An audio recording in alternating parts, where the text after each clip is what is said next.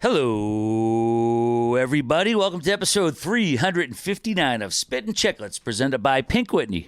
From our friends at New Amsterdam Vodka here in the Barstool Sports podcast family. What's going on, everybody? Coming to you live from the Omni Parker Hotel in downtown Boston. We just finished up a very active weekend in Philadelphia, Pennsylvania. Me, Whit, Biz Grinelli, our boy Sean, the cameraman. And here we are in Boston. Awesome time. The Warrior Classic, what those guys done, sponsored by USA Hockey and, of course, our friends at Pink Whitney. And we got to congratulate Philadelphia. Clean sweep? Clean sweep. All three trophies. Philadelphia won all three. That doesn't sound there. Shady. Not at in all. Their home barn. Yeah, and Shocker. Gritty was there, just fucking cutting laces. Yeah, seriously, yeah, that's right, too. Good call. Gritty was probably ruined business pants, sabotaging actually. shit. So, anyways, boys, we went by Friday. I caught the 4:45 game versus Colorado. Man, that was some vicious stuff. I don't know if it's because they got the Flyers logo on and they feel like they got to find the inner dirtiness or whatever, but that was a very intense game, and we had a nice reception with all the boys after. I knew you guys want to talk about like how special and how much of an honor it was for us to be there with those guys. Well, we got to hand it over to Wick because he's going to give the whole breakdown as to what this was, why it's happening, and the experience that we shared, and it was amazing. Yeah, by far and away for me, probably I don't think fulfilling's the right word, but the best feeling leaving an event we've ever had. And so shout out Brad Marsh, by the way, who we interviewed while we were in Philly, former Philadelphia Flyer, played a long time in the NHL, and he ended up helping to begin this program in Philly, and it's the Philly Warriors. And these guys are all disabled veterans. These guys have served our country and laid it all on the line and done what so many people aren't willing to do.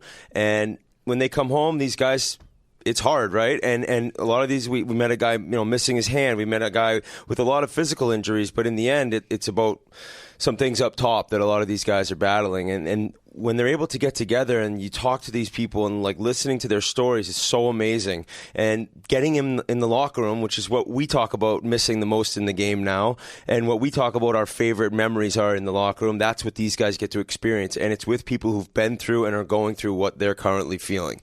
And so, like, to meet the guys, and I got to tell a quick story, and this is kind of heavy for the beginning of this podcast, but I'm going to tell you, like, I'll never forget the story I was told, and I can't say the guy's name, but the Pittsburgh goalie, it goes back to him, and the story is that he was struggling, and he sent a text to a buddy of his who had also served, and the text made it look like he was definitely not feeling well and not in a good place mentally, and luckily his buddy called the police, and the police ended up going over and knocking this guy's door down when he didn't answer, and saving his life. He was actually in the process of trying to hang himself.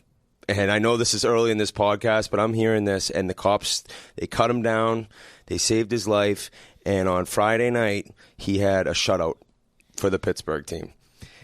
And you hear that, and to understand and try to think of what this guy's been through and where he's at now and how happy he is and how much his life has changed, it made this entire tournament and program and meeting teams from Colorado, Michigan. I got all these contacts, great people that have just laid it all on the line, and we got to experience it, and they're telling us, thank you for the show. I'm like, get out of my face right now saying thank you. So I said right away, Biz, RA, we have to get involved with this more. I think we're going to. It's the beginning of the road for us to get involved in this Warrior program, but just an amazing weekend that I'll never forget. Yeah, they said, I think the stat was 21 veterans a day commit suicide. And what was impactful was just hearing everybody's not only different stories but about how these types of programs like impact their community. And I asked actually one of the guys from Vegas, and I said, what do you think of the Tuck trade? And he's like, oh, it's devastating to us, because he would actually take time during the season to go skate with the veterans. So the connection that they would make on a local level was so much better than, like, let's say, maybe getting a better star player, that's kind of where their fandom was, and based on those reasons. So I actually, and I'll throw it over to Whit, but I was like, oh, okay, well, hopefully we can mention to Eichel or whoever in order to keep that going. And hopefully at some point every single organization in the NHL will have a Warriors program to where this can continue and keep growing. That's what I wanted to mention, and it's right now the Flyers and the Blues are really the only two that these NHL teams are helping. And one of the shocking things for me was that Vegas has reached out a bunch of times to the Golden Knights, and their owner, Bill Foley, is a West Point grad.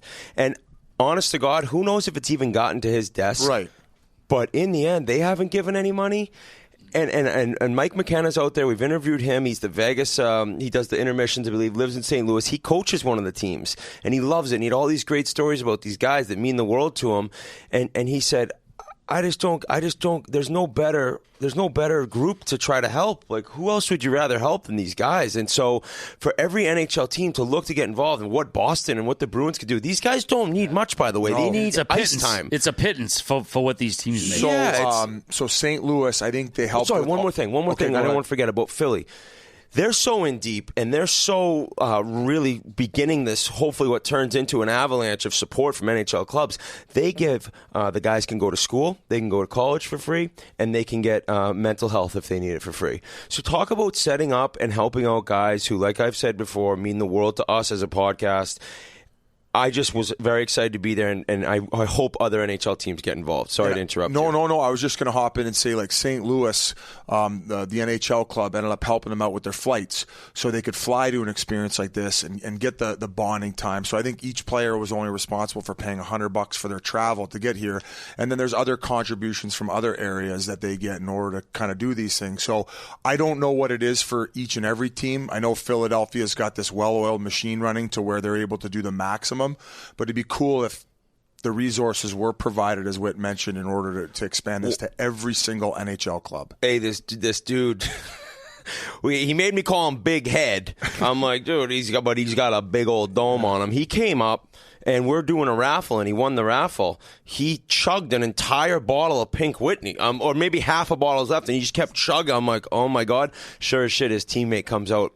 I'm not kidding. 2 minutes later, he's like, look at my boy right now, Big Head. He's just puking it all up in the bathroom. Yeah, drink responsibly. He was phenomenal. So it was, what was the other thing about St. Louis I had to mention? Oh, that guy, Big Head, he was the guy who's like Hurt Locker, taking apart bombs over there. So it's like, you just imagine what they've been through. And no, it was, like I said, it was an honor to be there. And I want to mention all the places that were there because they had the Tier 1, Tier 2, Tier 3. Yeah, there was a bunch levels. of, I think, 6 different levels. So I made sure to reach out to Richie, Devin Ritchie, the Philadelphia firefighter we became friendly with a couple of years ago. We've stayed pals over the years. So I just want to give a shout out to especially the teams that let me know.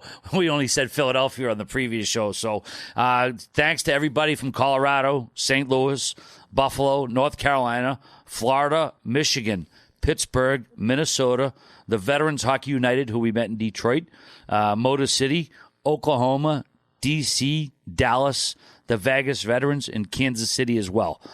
So thanks to you guys for having us there. Again, it was an honor for us to be there for you guys, and anything we could ever do for you guys, just reach out. I don't know if you had any final words you wanted to add, boys. And, of course, the last night we were there, we did the live watch for the Capitals-Flyers game at Tradesman's. Awesome turnout. I forgot to tell you, Tradesman's. This kid comes up to me. He's like, hey, he told me not to say the team, so I won't say UPenn, but it might be a team around there. He plays on the club team. I meant to tell Grinelli this. Dude, they got 8 guys, all 30 years old, in business school, medical school, that all had 1 year of eligibility left for like the ACHA. What is it, G? ACHA. So the club hockey, like, they are running over teams. These 30-year-old guys are living it up like old school, just crushing these college students. I'm like, he's like, yeah, don't mention the team. So, UPenn, good luck. Yeah, nobody's going to be able to figure that out.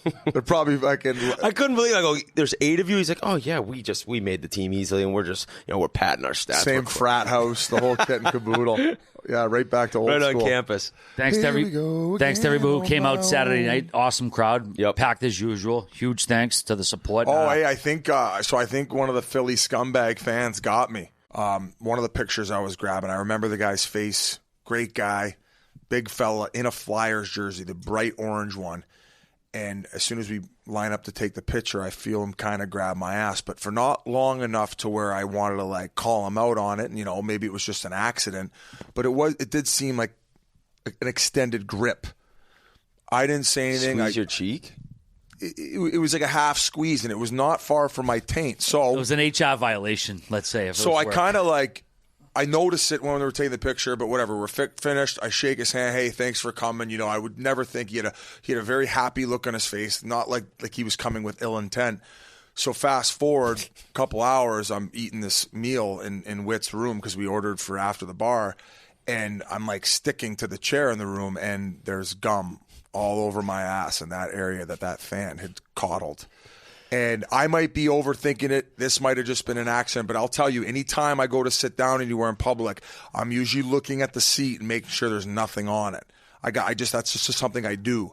So I think that this Philly fan, and we got some game tape from there. Sean was buzzing around. If he stuck gum on your asshole, that's one of the scummiest, filliest moves I've ever heard of. And people probably think I'm making this up, but you saw my reaction.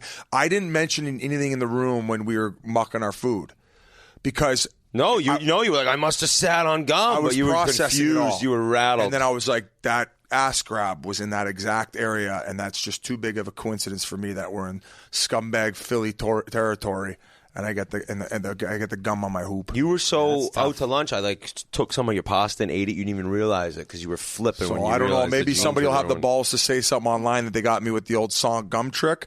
And if not, we'll go to the game tape. Well, you just mentioned eating, guys. We had a little meal Thursday night. I think the first night we got in town, we hit that little neighborhood bar, and I ordered the steak frites. A steak with the fries. I think that's what they call it. And I think if a steak is going to have either rosemary or thyme as part of the seasoning, they have to put that in the fucking menu because that's like Christmas trees in your fucking beef. Like, remember I said it to you? Yeah, you did. I don't know what they are. I'm sure I would recognize the taste, but I don't know exactly what you're saying. Are you sure it wasn't on the menu? Yeah, because I went back and looked after I said it to you. I was like, because that would have been really funny. Because if I see rosemary or thyme with around my beef, and again, I know people like it, but it's like, man, you got to tell someone because it's such an overpowering. I'm interested to see what the feedback from our listeners is about the whatever the hell they call it, but it's like legit Christmas tree flavor. Okay, it's a pine. Speaking of time, we probably shouldn't spend any more time on this subject, and we should talk. I love it. You're right. I love you over there. All right, hey, well, that event was sponsored by Pink Whitney, and everybody celebrated with it. And you can, too, by heading over to your local bar and making sure you order some Pink Whitney. It's the perfect shot for you and your friends, especially now that the NHL season is in full swing. All right, boys. Well, after months of waiting, Jack Eichel has finally been traded, and Vegas is where he ends up. Vegas will allow him to get the artificial disc replacement surgery that he wanted. He got a nice little Vegas welcome from Chance the Gila Monster, a bunch of drummers and some cheerleaders. I don't know if you saw that online. He was a good sport about that. He was a good sport. He had no clue, I don't think. Yeah. Oh, really? I don't know. It looked like he's like, boy. Looked a little overwhelmed. They must have told him, though, right? You're saying? I would have thought so. But even when you're expecting, cheerleaders and drummers and a fucking Gila Monster, it's probably a little overwhelming when you're still I would think so. Yeah. I wouldn't want that. Well, anyways, going to Buffalo is Alex Tuch, Peyton Krebs, a future first-round pick, a future second-round pick. Vegas also gets a future third-round pick with Jack. I'll give you the gritty details here, no pun intended. If Vegas' first-round pick in 22 is not a top 10 selection, the Sabres will get a 22 first-rounder and a 23 second-rounder, with Vegas getting the 23 third-rounder. I know it's confusing. And if the Vegas first-round pick in 22 is a top 10 selection, Buffalo will get the 23 first-rounder, 24 second-rounder, and the Knights get a 24 third-rounder. Buffalo, this Didn't is a understand one thing. I know. I didn't even. I read it, and I'm still basically it's top 10 protected. I probably should just fucking said that, but I don't know. For the nerds out there, Buffalo. This is a key part, I think, of the conversation, boys. Retain no salary, which would have kept them from probably getting better offers. Tuch, of course, is out till January after shoulder surgery. He signed through 26 at $4.75 million. Nice deal. Krebs was taken 17th overall in the 2019 draft. He's had 1 assist in 13 career games with Vegas. He was immediately sent down to Rochester. Yet another first-round Vegas pick is gone. Also, Buffalo acquired Johnny Boychuk's deal to reach the salary floor. All right, we do have. Well, I mean, you just said it on the last thing you mentioned. They had to retain a salary, which is a good move. I'm assuming they got assets in order to do so to help the Islanders out. But why wouldn't they have retained any of Jack's salary? This has to be straight pettiness because they're no time frame of competing. Like you're thinking maybe 3-4 years out, and especially if you got worse deals on your salary cap right now as it is with Skinner. So I don't know why they wouldn't have wanted a bigger return by retaining salary, especially with the window that they're in. But maybe there's a reason for it, and maybe we're there's some oversight here. I would say the reason is the owners. Pettiness. Yeah, and I mean, listen, you hear we're going to go to our interview with Jack Eichel. We got to interview him the day it went down, right? That was the day it happened, correct? Yeah, Thursday that night. Yeah. And obviously, like at some point out there, you could tell this wasn't Kevin Adams that was saying you can't get the disc replacement, and it wasn't Kevin Adams who said, we're not going to take any salary back. It is this owner who apparently hates this kid Eichel that much that he was willing to basically sacrifice a better return from Vegas for just not eating some of the money. Maybe he takes it personally, didn't want to be there anymore. Who knows the entire backstory? But when we interview Eichel, I think Grinelli teed up RA to ask him a question like, is there something personal there? And he just said, I'll let you hear it. I'm ruining it. But it's just foolish on my part for Pegula to make it that about him in a way, right? Like that about you're insulting me that I'm going to actually force it to end this ugly. So in the end, he's gone. I'm happy for him. He's going to be there. I think the deal really comes down to Krebs and what type of player he turns into. There's people who said he should have been drafted higher than it was. He didn't have a point this year in Vegas. I think they sent him to Rochester. He's played a game in Rochester. If he turns out to be a legitimate number 1, number 2 center, you're looking at a great deal and you're happy for this return. If he doesn't, Alex Tuch's a real nice player. He's not Jack Eichel. And the first-round picks, that doesn't mean anything. I would say based on how Tuch drives offense, well, at least how he did. He's awesome. At least how he did in Vegas, based on what he's being paid on this fair deal. He's one of those guys that signed one of those deals where he was like, you know what? I like it here. I like it here. Where if he continues to where he can play, he's going to surpass that number. So. But at the end of the day, if Eichel gets to where we know he's at, I think that they could have definitely gotten more if they would have just fucking retained some salary and not been petty about it. And what's cool for the Sabres fans, and Kevin Adams mentioned this is what we want, is when Tuch said, it's been a dream of mine to play for the Sabres. He's an upstate New York kid. Yep. So I know people imagine a dream playing for the Sabres as seeming a little insane, but when he was growing up, that's probably all he dreamed of doing, and now he's there, and it's pretty cool for him to unfortunately go from a team who had a chance to win a cup, but to go to a team he rooted for as a kid and also will play even higher up in the lineup, although he had times when he was the best player in Vegas. So, and my other assumption is Buffalo, knowing how vulnerable Vegas might have been for them to retain salary, the ask might have been another roster player. Getting a little too ridiculous? Because I think Vegas is $5 million over the cap now. And has to figure some things out. I believe I might be a complete they're gonna donkey. Have to Kucher off somebody. Well, Vegas. Listen, they got Stone's out, Pacioretty's out, and Eichel's out, and that's going to be this top line, which will be one of the best lines in hockey. They better start winning games now because you can get behind the 8 ball. Yeah, it's they're going to be back, but they're struggling. They're not even close. Who'd they get beat by? Anaheim, who I thought was going to. Toronto put them to the woodshed. Yeah. What was that? Sunday night. Yeah. And Grinnell, if you can help me out, I believe it was Anaheim who beat them 5-2. Troy Terry on a fucking tear. On a heater. He's one of those young guys in Anaheim. They really needed to find his wave, and holy shit, great start to the year. I thought they were going to be a laughing stock. I want to say they're 500 out of the gate. Yeah. And playing some competitive hockey. And the Wings dusted them too. The Wings dusted them Sunday. Maybe it was the Wings. I think the Ducks beat somebody else 5-2 then. All right, boys.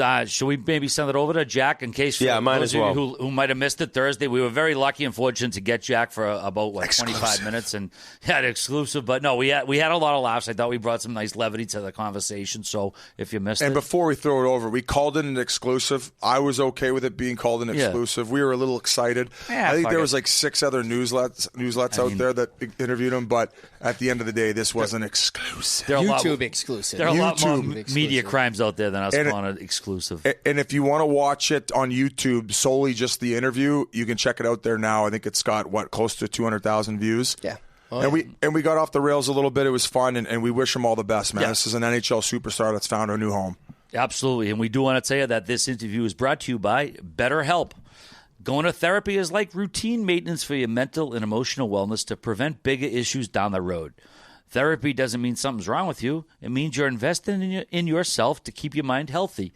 And Barstool Sports agrees. They're offering BetterHelp services to their employees as an added benefit to help take care of their overall well-being. BetterHelp is customized online therapy that offers video, phone, and even live chat sessions with your therapist so you don't have to see anyone on camera if you don't want to. It's much more affordable than in-person therapy, and you can start communicating with your therapist in under 48 hours. Why invest in everything else and not your mind? This podcast is sponsored by BetterHelp, and our listeners get 10% off the first month at betterhelp.com/chiclets. That's BETTERHELP.com/chiclets. And now, our pal, Jack Eichel.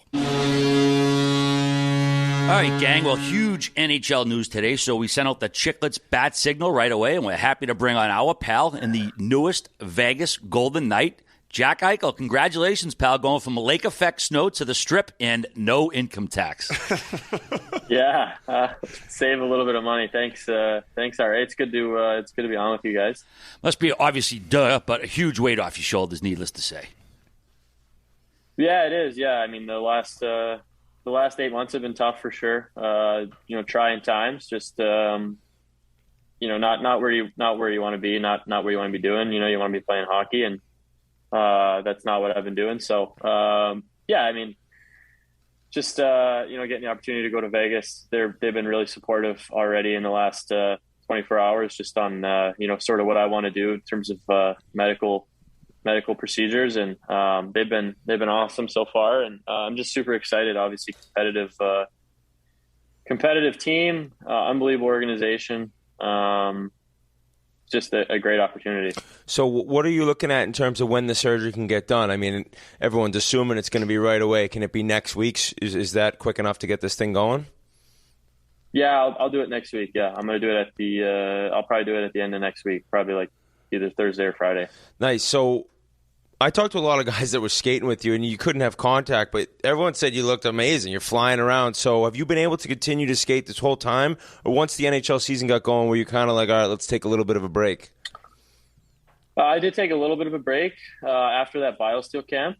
I went to that. I didn't participate in the scrimmage aspects of it, but I was still able to get some good work in and obviously get the workouts and get to be around the guys, which was nice. But I took a little break after that. I took a week after that, and I didn't skate. But luckily I got Adam Oates, and so I was down in Florida. I was able to skate with him and continue to train down there. And then I went up to Toronto for a week when he was there and skated with him, and can continue to be on the ice and working out with Andy O'Brien. So I've been staying pretty active, and when I've been back in Boston, I've been over at BU working out. So just trying to stay active and prepare myself for the other side of the surgery as much as possible. Yeah. So what's the other side? Like, what are the expectations as far as coming back to play? Because I know that no hockey player has ever gotten this surgery performed, but other athletes have. Yeah. I've talked to a lot of other people who have gotten the surgery. It's about, I would say, 6 weeks to being cleared to skate, which is good. 3 months. Yeah.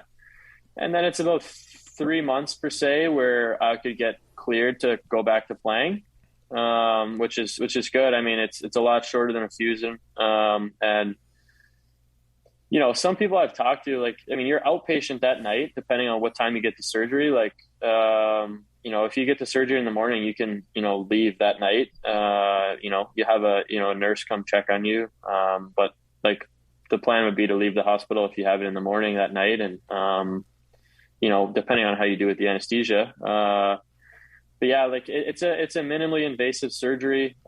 People, like I said, people that I've talked to have said amazing things about it. Like I talked to that Chris Weidman, UFC fighter. He said something like he's had something crazy like 20 surgeries, and that the disc replacement surgery is the easiest one he's had. So you're sort of like a guinea pig for the NHL in some respects, I guess. Yeah. All right, you got away with words, my friend. Yeah. RA actually has a pet guinea pig. Squirrel. I hope I'm not actually a guinea pig, but no. I mean, I've done a lot of research on this. I feel like I know the surgery pretty well. I know it basically up and down. So, I mean, it's not like we came to this conclusion overnight. We did a lot of research. We've seen a lot of different experts, a lot of different doctors from all over the country that have been very supportive and have given me their opinion. So I feel very confident and very comfortable in what I'm doing.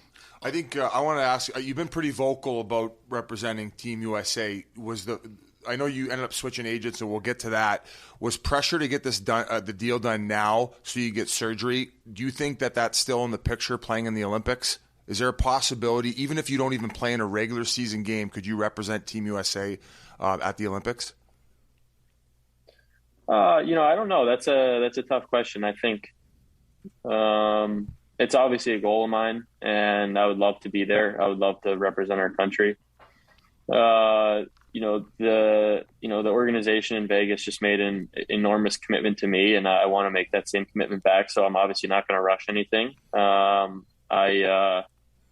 I know that you got to look big picture here, and I hope to play for a long career and a lot more years and have a lot more success. So I don't want to rush or put a timetable on anything. I think I'll know when the time's right. But in terms of pressure, if it were up to me, this would have all happened a long time ago. I wanted to get the surgery done last spring, and we wouldn't be dealing with any of this now. But the things have a weird way of working, and here we are in this position now. So you take it for what it is, and I'm just excited. It's a good opportunity to get healthy and get back to playing hockey. Was there ever a moment when you're talking to Buffalo and you had made it clear before any of this that you wanted to be traded, and at any point were you like, man, I think I finally convinced him to let me get the disc replacement surgery? Were they hemming and hawing, or the whole time was it, no, we want this, we want the fusion, and you stood your ground? Or was there ever a moment when it maybe went down with Buffalo so you could get this done earlier? Well, a lot of people don't know this, but I told Buffalo if they let me get the surgery, I'll come back and play there. So they still were so adamant. I think, and I hope that the fans in Buffalo, like, they understand. I was adamant about getting the surgery before anything else, and you can talk about some of the things that have happened in the past, and I understand the Sabres are rebuilding, and I have respect for Kevin Adams and the organization, and I wanted to get healthy. I want to play hockey. I realized that the best way for me, if me getting traded was what I wanted to do, was to be healthy. And so I said to them, like, if you want to move me, that's fine. But if you don't, okay, I just want to get the surgery and move on. I'm not going to get a fusion. So we're not let's not cross that road. If you allow me to get the surgery, I'll come back and play in Buffalo, and I'll prove to people that I'm healthy. If the issue that you have is you're not getting the proper return because of the injury, then I'll do that. And they stood their ground, and they still weren't comfortable enough with allowing me to get the surgery. And so here we are. Vegas is obviously more comfortable with it than the Buffalo organization. Jack, what's the reason they were so opposed? Did they explain to you why they don't want you to get this particular surgery done? A lot of people are kind of in the mindset of that there hasn't been a hockey player that's done it, but to me, that's not a reason to not do a surgery. That's not really a good medical reason to not do something. You know what I mean? Like, think about the first person that got Tommy John surgery. The first person to get triple bypass. Like, these are regular things that happen now. And I don't want to say I'm a pioneer, because this surgery, it's not a surgery. Like, I'm not the first person to get it. I'm not the first athlete to get it. I may be the first hockey player, but people have gotten surgery and had great success with it. You know what I mean? So I realized I needed to get some sort of procedure to fix an issue that I have. And there were two options, and I just felt this was the better one for me. Now, at some point, you came to the decision that I need to switch agents, and you're now represented by Pat Brisson, who's represented Crosby his entire career, basically the super agent in the NHL. How much of a difference has it made to have him so well connected, a guy with so much respect, now representing you and basically helping you finally get this done? Yeah, that was a tough decision, and it came in the middle of this, and it wasn't something that I thought about overnight.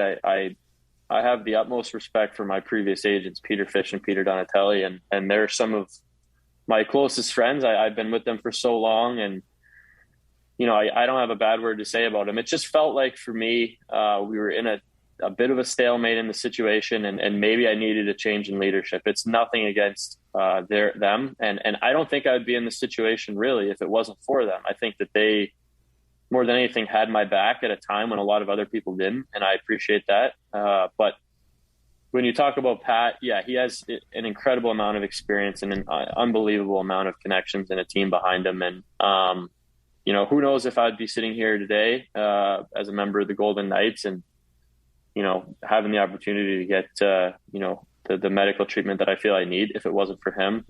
He's done an unbelievable job, and it's been great to get to know him. There's a reason he's Pat Brisson. Jack, what are the minimum and maximum recuperation lengths for this surgery? Like the shortest you can get back versus the longest? Yeah, I think 3 months is sort of that timetable that I think I'm looking at now. That's when most doctors are pretty comfortable with the fact that disc has fully healed into your bone and it's not moving. And so in terms of how long, I don't know. Like it all depends on how I'm feeling post-operation. Obviously, the rehab process and your post-op care is extremely important in the process. And I really look forward to tackling that head on. But I think it's probably about a 3-month process. I was going to ask about the emotional process of it all, because I feel like you put your heart and soul into Buffalo.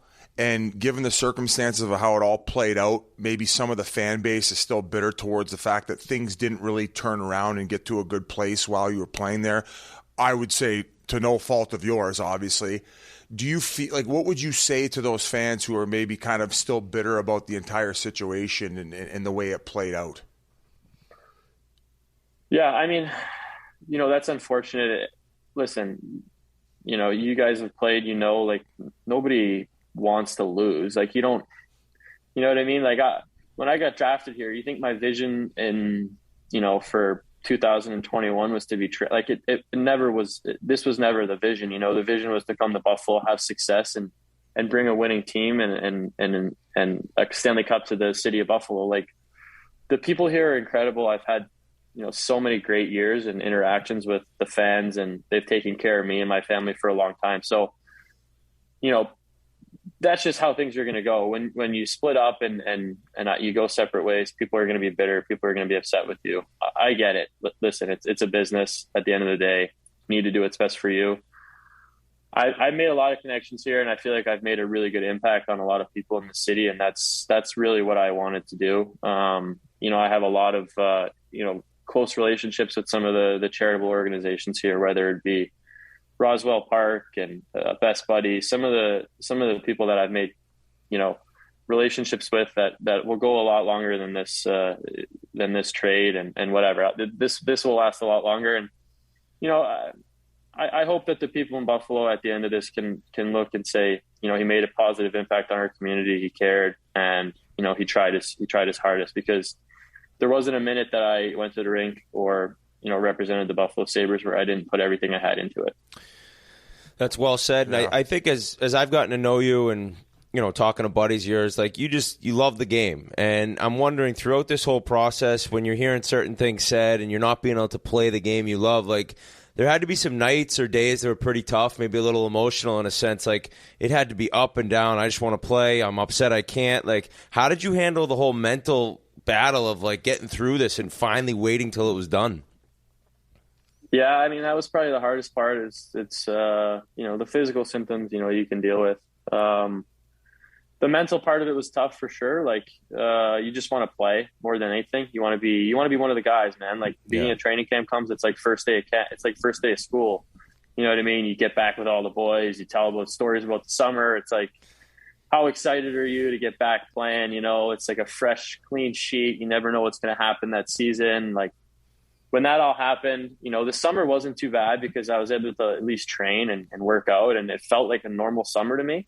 But when camp came around and guys started going back to camp, and I was still kind of like left, like, what do I do now? Yeah, like just kind of left in the dust, not really feeling a part of a team. It was tough, man. I had some dark days. I had some, I had some tough times, but I did a lot of reflecting, a lot of reading, tried to lean on a lot of people that I have. I have, a lot of great people that support me. So, it was all worth it. I'm beyond excited about this fresh opportunity, and I look forward to making the most of it. As far as juicy scoops are concerned, was there any deals that almost got done other than this one? Were there like nights where you were like, oh my God, we're this close to getting something done with another team? Yeah, I mean, God, I don't want to air out some of the details or some of the deals that I heard. That Coyotes? Not.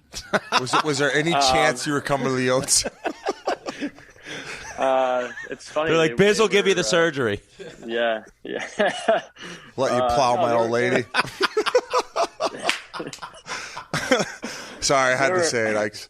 There were definitely moments where I thought that there could be opportunities, but I guess you start to learn like nothing's really done until it's done, and that's the case. There were some things out there that I thought looked good, like for a little bit, but credit to Buffalo, they got the deal they wanted, and I'm very happy. Vegas was right at the top of my list of places to go play. We should probably talk about Vegas now and how pumped you are to go play there. Like, how many of the guys have reached out to you so far? I mean, Robin Leonard's obviously pumped. He played with you in Buffalo. And he was sticking up most for you online. Like, Robin Leonard was talking about it for a while. Yeah, Lenny's, after he did your guys' Chiclets, obviously he's he's super outspoken. He does not shy away about speaking his mind, and I appreciate that about Robin, and him being so outspoken I think really helped me, because I think it shined a lot of lights, and I think at that moment the NHL and the Players Association felt like they needed to take a little more action in the case, and because in a way he was shining light on something that was maybe in the dark a little bit, like the details of it. And Lenny's been through a lot, and he's somebody that, sort of like myself, wears his heart on his sleeve, but there's not a lot of people that you want to have your back more than him. He's a great guy. And, he obviously was very supportive of me, and we, we've been talking over the last little bit since he did the Chiclets interview. And, but other than that, I mean, a lot of the guys have reached out, and a lot of the people from the organization. So they make you feel very welcome right away. I just think it must be so exciting to think of that atmosphere. We've talked long about going to a game. Biz has been to one out there, but now you think like you in between Pacioretty and Stone is crazy when everyone gets healthy. And then what? Carlson, Riley Smith, and Marcia Show. It's like, holy shit. You don't even need a bottom shit. The stratosphere in your pants, Biz. We'll get you. No, I mean they have a phenomenal roster already. Just want to go in and be a piece of the puzzle. Jack, did it ever feel personal to you, not from Kevin in the front office, but perhaps from higher powers than that? The delay. A little smirk. You could say pass. All right. Left field. This is the journo shit that I can't handle. I'm like, oh, no, don't jam them up, all right? I'm sorry. Just listen to my producer. Fucking Granelli. Hey, so I mean, I'm not throwing on the bus. It's a group text. No, I'll hop in here. I thought it was bizarro land that there was one adamant thing that they were not going to retain salary. They would have got more. It is weird. They would have got more, and I'm like, no offense to the Sabres, but where the fuck are they going in the next 2 or 3 years? And you don't got to comment on that, but it was the not retaining where it's like they didn't want any trace of Jack Eichel in his memory here. Sorry to get. Listen, I'm sure maybe more details to the whole situation and story will come out at some point, and we can talk about this maybe over a couple beers at some point, or maybe over a Pink Whitney. How quick can you get the Philly? A plate, over a sandbagger or something. But yeah, I mean, like the overall situation. Retaining money, all that stuff. I don't know enough about it all. I'm not a GM. I don't work in management. Hockey. I'm a rocket Scientologist. I know what the fuck's going on. Listen, every group needs one of them. Yeah, I mean, I don't know. Like all that stuff at the end of the day, it doesn't matter now. Like it's fucking over and done with. So yeah.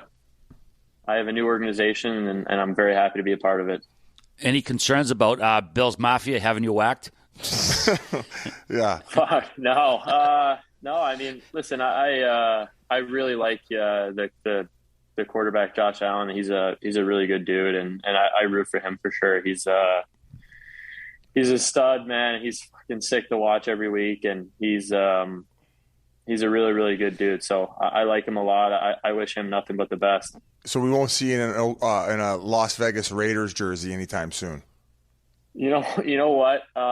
It's funny. I already have one. Oh Jesus! Here we go. I have you know what? My best buddy from home, for some reason, he always has a bone to pick with Derek Carr, and so this is going on way before Vegas was even like a trade option. But he for some reason he didn't like Derek Carr, so I'm always defending Derek Carr as a good quarterback, and I'm saying like, man, you got to watch this guy. Like he's really good. You know what I mean? And so he actually got me a Derek Carr jersey for my birthday last week. It was last week. Oh, come on.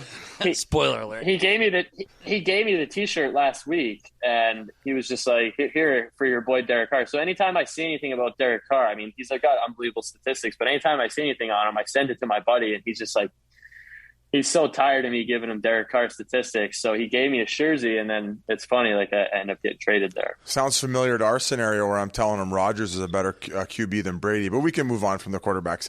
Are you gonna do the rehab out in Vegas? Like, will you be right out there after surgery? I'll probably do a portion of it. I think I'll probably try and see some specialists right after the surgery just to get the ball rolling right away. But it's a pretty comprehensive rehab,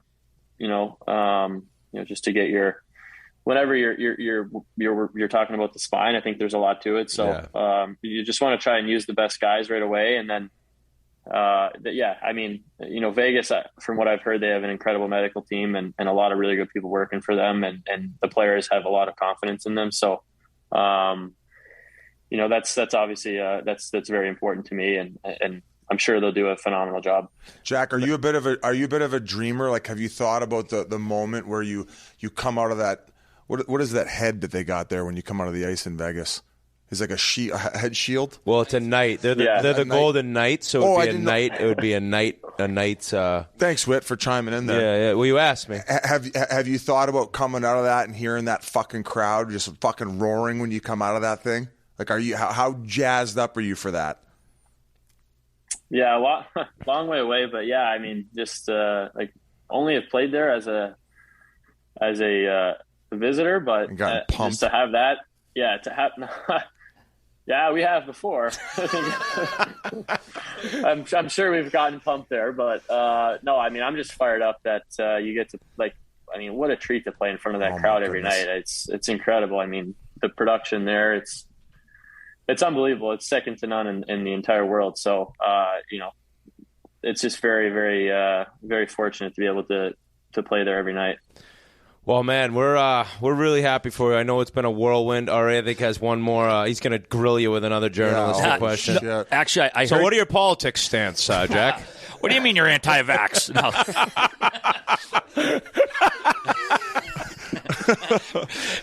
Have you seen any interesting fashion shows on the internet lately? Oh, he's asking about the Chiclets, the new merch drop when RA was crippled. I was saying, RA was buckled at 11:30 in the morning trying on Chiclets hoodies. Well, it was a Tuesday, so... You were grinning from fucking ear to ear. It was unbelievable. I was getting free sweatshirts. Of course I was grinning ear to ear. He had a breakfast burrito full of dope. That's why he was fucking pumped.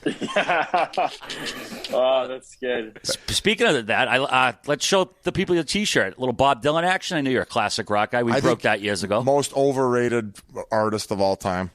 Biz, do you know what Bob Dylan's... What is it? What do they call? What do they call it when all their records, their catalog? You know what Bob Dylan's is? It catalog discography. Do you know what they was sold for? How much? $500 million. Is that good? Is that good? And Biz is saying he sucks. Not as good as the Fugees. Am I right, Jack? The Fugees. You're not a big Lauryn Hill fan? I'll be gone till November. I What is your thing with the Fugees? You love them, man. He thinks they're better than the Rolling Stones. He's an absolute mutant.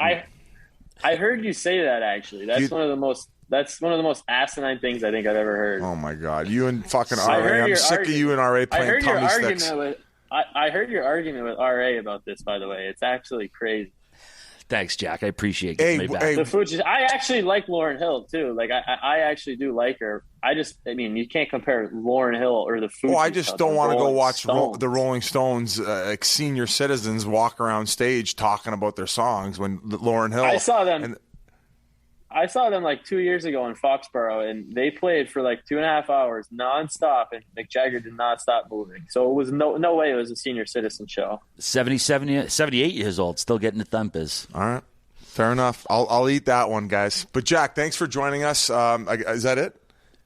Yeah, I think that's good, dude. I'm happy for you. Finally, this is over. Get one of the best players in the league playing again, get you healthy, and good luck with the surgery, man. I have surgery on the same day next week on my elbow, so we can talk over rehab. That's bigger news because we're going to miss Sandbaggers. Yeah, exactly. Fuck Eichel. Fuck Eichel in the NHL. Hey, if Brasson's the best agent in the game, he'll be able to get me a one-way at $750 with the Sabres. So talk to him. Talk to him and let me know, you fucker. Thanks, Jackie. Tell the poopy pants Pagulas to sign me. All right, boys. Yeah, see you, buddy. Take care. See you, buddy. That interview with Jack Eichel was also brought to you by Cross Country Mortgage. Cross Country Mortgage is a lot like us at Barstool, a people-first group of people. They are dedicated to the fundamentals of mortgage lending, which results in a fast, convenient, and less stressful home financing or refinancing experience. And right now, rates are unbelievably low. We don't know how long this is going to last, but don't pay the bank more money than you need to with rent. You can get a house at a great rate. Cross Country Mortgage makes the process as painless and simple as possible and helps you keep your money in your pocket so you can do fun things with it, like trips to Vegas or get a new TV. All right, did you write that yourself? That's pretty good. If you're a homeowner and haven't refied lately, I just refied, by the way. Best decision you can make. As I said, the rates are low. You could be leaving thousands or even $10,000s of dollars on the table, and that's money that could go toward a new shed or a toy or some pocket cash. RA, I love what you're doing with this cash. Rates are at an all-time low. Like I said, they may never get this low again, so call today for a fast, free quote and a free home valuation. And when you do, tell them Barstool sent you. Go to crosscountrymortgage.com/Barstool to learn more about your future home buying experience or refinance your current mortgage. Cross Country Mortgage, LLC, NMLS 3029. All loans subject to underwriting approval. www.crosscountrymortgage.com. So, one of the things that was mentioned in the... I wouldn't call it confusion. I would say that... Yeah, there was confusion. Okay. Well, from people online, at least, which I guess is no shocker. Yeah, but that's where I get my information. All right, you can explain this best. You think so? Yes, I do. Well, there were some people saying that apparently when Eichel was interviewed by Buchergras, mind you, we still had the exclusive, but just on YouTube. Exclusive. When he was asked a similar question to the would you have came back to play for the Sabres, I guess his answer was I'm not sure. I didn't know. But when we had him on, we asked the question, would you have came back and played for the Buffalo Sabres? And what he said is as soon as they told him he couldn't get the surgery, he was willing to say, if you allow me to get the surgery that I want, I will come back once I'm healthy in a Buffalo Sabres uniform, which I completely agree that he would have done that because for two reasons. Then more than likely he would have gotten it later in the summer, and then he would have been able to play in the Olympics. So it does benefit him in some regard.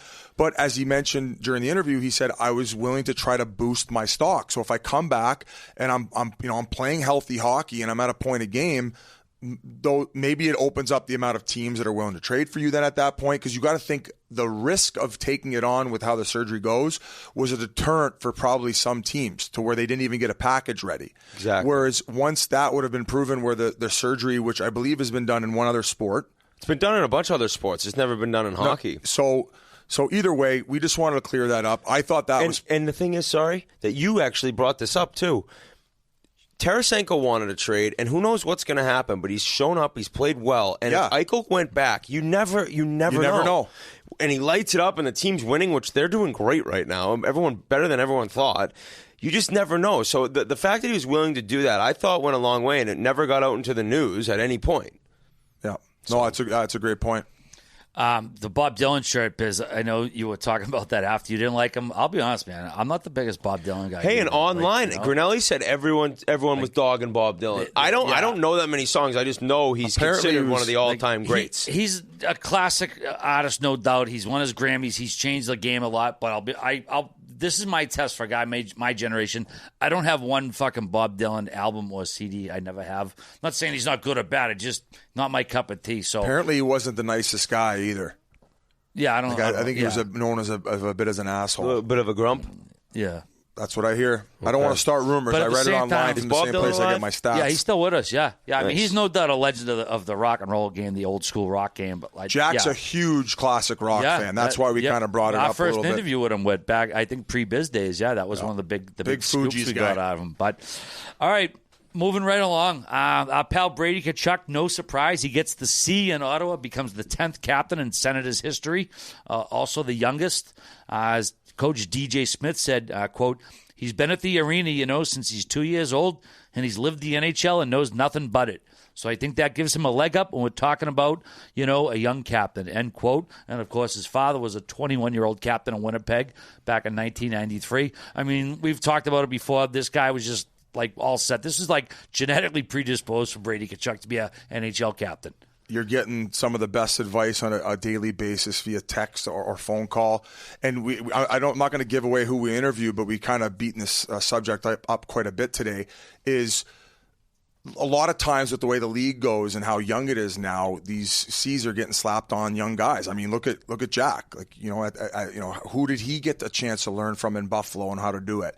So despite the disadvantage you might be as a young captain in today's game, at least he's able to get that advice from his old man and other people that I'm sure he's hung around with his whole life, saying, this is what should be going on. This is the way that things are done. And you need that because if, in order to have a winning team, you got to have the right leadership in the locker room, galvanizing the group and getting them heading in the right direction. And it's not easy, man. Some of these guys kind of get put on an island. And I just figured I'd mention Jack as an example.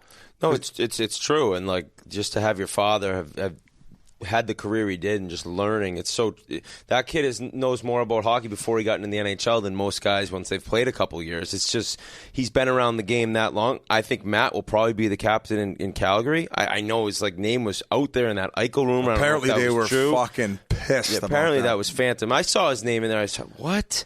Wow, man, that doesn't really make much sense. But he could end up being a captain in Calgary. I'm really happy for Brady, and it goes to show, if you're somebody who's willing to fight, you can score, you can do it all, it makes all the more sense to be a captain, right? He's not a one-way player. He does every little thing, and I think guys absolutely love playing with him, so that's the biggest factor right there. Yeah, and being in a locker room since you're 2 years old. Oh, yeah. You've basically been training to be an NHL guy your whole life, so congrats to you, Brady. We know you're going to do great things in Ottawa. Moving right along, another bad story out of Chicago, but I guess compared to the last several, this isn't all that bad. Head coach Jeremy Colleton was fired Saturday after the team was pasted 5-1 Friday night by Winnipeg. Left them with a 1-9-2 record, so they finally get rid of Colleton. They brought in Derek King. He was promoted from AHL Rockford. He's been named interim coach for the rest of the year by interim GM Kyle Davidson. The Hawks did win his debut 2-1 Sunday night in overtime versus Nashville. Colleton was in his fourth season with the team and the first of a 2-year extension. Just another move Bowman made that probably was not for the best. But either way, Chicago is moving on. It looks like they're finally kind of scratching everything away from this last stink of the last several months, Biz. And, this gives them a little bit more, I guess, not leeway, but cushion. Yeah, well, there's three ways to go with this. The fact that I think that there was a bit of a rift between Bowman and Quenneville on, I don't want to say a personal level, but he kind of wanted him out. And I think that there was really no winning in whatever coach you were going to put in that position, especially a very young coach, first-time NHL coach for the first time, coaching these guys that had already won there. And so that was the one thing. The other thing being is I mentioned it when everything was going down as far as their losses and just the morale of the team. Seth Jones, who just stepped in, he's going to say all the right things and say, no, everything that he's saying in the locker room that was resonated with the players, so on and so forth. I just felt that it looked as if though his message was falling on deaf ears. And there was just, it was done and it was time to move on. So is that fair to say? And it's not to take away from his coaching ability. It was just, given with all the other bullshit that happened, it probably felt like it was easier just to part ways because now Stan, the guy who brought him in, was gone. It's like, hey, we're gonna just rip this right to the core. Yeah, it made sense. I was actually bummed because Sheldon Brookbank got let go as well. I played with Brookie in Anaheim. Great guy. He's the assistant coach there. And it sucks to see a buddy of yours, right, that gets let go. But in terms of getting rid of the coaching staff with Colleton up front, when a team looks that lifeless, it's like you can have a bad team and they can go out and lose games. There's different way to lose games. You can compete and you can battle and you can end up losing 5-2 with an empty netter and it looks bad. But if you watch the game, you saw heart and passion and guys caring. Chicago looked completely disinterested. It looked like they were willing to play run and gun every night, but they just like. But he wasn't trying. I don't think that was the game plan. It was just and it also like. You got to bring it up, unfortunately, but Fleury is struggling, right? I think it's 881 save percentage, goals against above 4, so they're not getting goaltending, but they were giving up so many chances. It all comes down to when a team looks that bad and that lifeless, you got to make a change. And so they have. And then against Nashville, they win. Derek King's first game, I think they gave up 21 shots. They looked good. It's the lowest amount of shots they gave up all year. Sometimes a different voice comes in. It's just what it takes. And, like, Terrian did a great job in Pittsburgh. It just, at some point, it wasn't obviously the same scenario where the team starts off 1-9 or whatever, but we weren't doing great, and they let him go. I got traded, but Bilesma came in. They won the Stanley Cup. It's just sometimes the voice gets stale, and I really feel bad for Colleton in some sense that he was like set up to fail. Like, talk about a tough gig. You're the youngest coach in the league and you're replacing a Hall of Famer. So it's like who was a legend in that city. He was fucked from the beginning. And you still had that core. And you still had the core who was like, who's this? I'm like older than this guy. So it's like I that could be an example of a coach who coaches again in the NHL, and that's without knowing anything about how his like habits were and how his getting along with players was with Chicago. But he was screwed from the get go. You want to be the guy who replaces the guy who replaces the guy. You know what I mean? I'd say I do now. all the time with the voice gets stale. It's just whether it's 2 years, 5 years, or 10 years. Oh yeah, but eventually it gets stale. Granley, I know you wanted to add something. Can I make a prediction here? I think, or let me start. The guy who said Capo Caco was going to get 30 goals, he has 0 points. The guy who also said in June last year, Jack Eichel will get traded to Vegas. So that's true. That's true. He did say that. So he's 1-1. Tortorella. Oh my God! You think? Oh no! I think Derek King's getting the chance. I was going to say that. I think Davidson and King. It's same exact situation as what's going on in Florida. Like, why not just give them a shot? And if they do well, these guys should get the chance. It's almost like everyone's waiting for Florida and Chicago to hire a coach. They got two guys that could get it done. And also on a potentially shot season. Like, let's see where They're it goes. Already paying these guys, right? too. And then if you're going to want Torts, you're going to have to lock them in for 3 years, and there might be somebody better come available in the offseason. Well, I think they already announced that they're going to keep King for the rest of the year, no matter what. You think? Yeah. They said they're not going to look for another coach until the season's over. So I'm saying this offseason, I think that's when they go after Torts. All right, fair enough. But I think he's on an audition. I don't think they're even thinking that far ahead to go follow what you said with Brunette. I mean, these guys played in the NHL, man. These guys have been in the wars. They know what it takes to win. I think that has a lot more effect on players. I actually agree? I think when a player who has a history of winning and a history of playing a long career, for sure. And like I played with Colleton under 18. Like he was a good player growing up. And then I think he ended up playing a little bit with the Islanders. I played against him in Bridgeport. Derek King played with he had a short career, ended up getting some concussions. So, yes, I wouldn't expect people to take my word as seriously if I was coaching an NHL team. I haven't been in those situations. No doubt, man. It's like, if you had the success, and not even the success of having tons of points, but playing a lot of games, right? Guys just have a different amount of respect. Yeah. If I went into a room too, I'd be like, why are they going to listen to me? Now, maybe you're not going to be a good coach thinking that way, but it definitely exists in terms of some guys. There'd be a lot of running and gunning. Mental game going into the beginning of their coaching career. We just mentioned the Islanders a couple of times. We have another interview. We're going to bring him on in a little bit. Matt Moulson, another interview we did a little while back. He, of course, played in Buffalo as well, but he was on the island for a bit. This is one we did when we were in NYC, and we just figured since him and Eichel were roommates, and they were together when Eichel ran out of gas on the way to the arena, which I believe we get into. Tissue. It's a really great story, guys. A guy who was in the right place at the right time and worked really hard and never took a day for granted. And he's still playing in the American Hockey League with the Hershey Bears. And, he's going to ride his career. Captain Very there. honored to become captain. Very cool viral video of when he got named captain of the Hershey Bears last year. And they did it on the Jumbotron. And he said he got emotional. So this guy loves the game. He's got some great stories. And we actually had Teddy Purcell join us as well because they'd played together a little bit. And he brought out some humor in him as well. So it's going to be a fun time. Yeah, nice little inadvertent segue till later. But the big game over the weekend, I know we were kind of preoccupied with the live stream, the live watch. Carolina at Florida Saturday night. Biz, did you know that was the first game in NHL history between teams with active season and opening point streaks of 9 games or more? 2 teams that come out of the gate? Well, I read it on the outline, but before that, I did not know. There was a couple wacky stats with these long either win streaks or losing streaks. I don't know if you saw the other one. Yeah, there's a few of them out there. But anyways, the Panthers rolled 5-2 win. The Canes come up one short win of tying the NHL record after winning their first 9 games.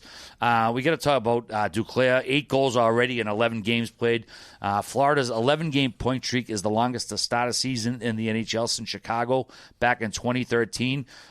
This team's humming along right now. I mean, we'll keep stroking them because they keep winning. How do we not? We brought up Torts. I think Anthony Duclair is going to be on a mission to keep this team winning so they don't end up switching coaches. So no shocker there on his play and how much he's lighting the lamp. And I'm happy for him. We've mentioned him quite a bit on this podcast, a bit of a journeyman in a case where he could never find a true home, but he's found it there in Sunrise, and they are humming on all fucking cylinders, man. We said it going into the year. We knew this was a possibility. The only question mark going in was goaltending, and they got both guys fucking humming. Bob's been unreal, and Spencer Knight, when he's been called upon, has been unreal as well. So let's see if it happens. There's no complaints of the salary when Bobrovsky's like this. You don't hear the $10 million thing that I've brought up 15 times. And what did they start out 4-0 in that game in the first period? Just ran them right out of the fucking building. 4 power play goals too, if I'm not mistaken. They had 4 in the game, I know. This is the Biz Stroke-Off session portion of the show. Toronto, they beat the Bruins 5-2 Saturday night. What did I say? What did I say? In a row. That was the first Boston-Toronto game in almost 2 years. People around here were fiending. They got 2 goals from Austin Matthews and Tavares. They're still 6 points back of Florida in the Atlantic, but Campbell had 42 saves. 23 in the third was the 4th most in a period in Toronto history. Thought that was interesting. I said it. I said goaltending's going to turn around. Right now, Mrazek's out, right? So now Jack's got the mind frame of, I got the net. The net's mine. And when he gets the net, he ain't fucking – he's on a mission now.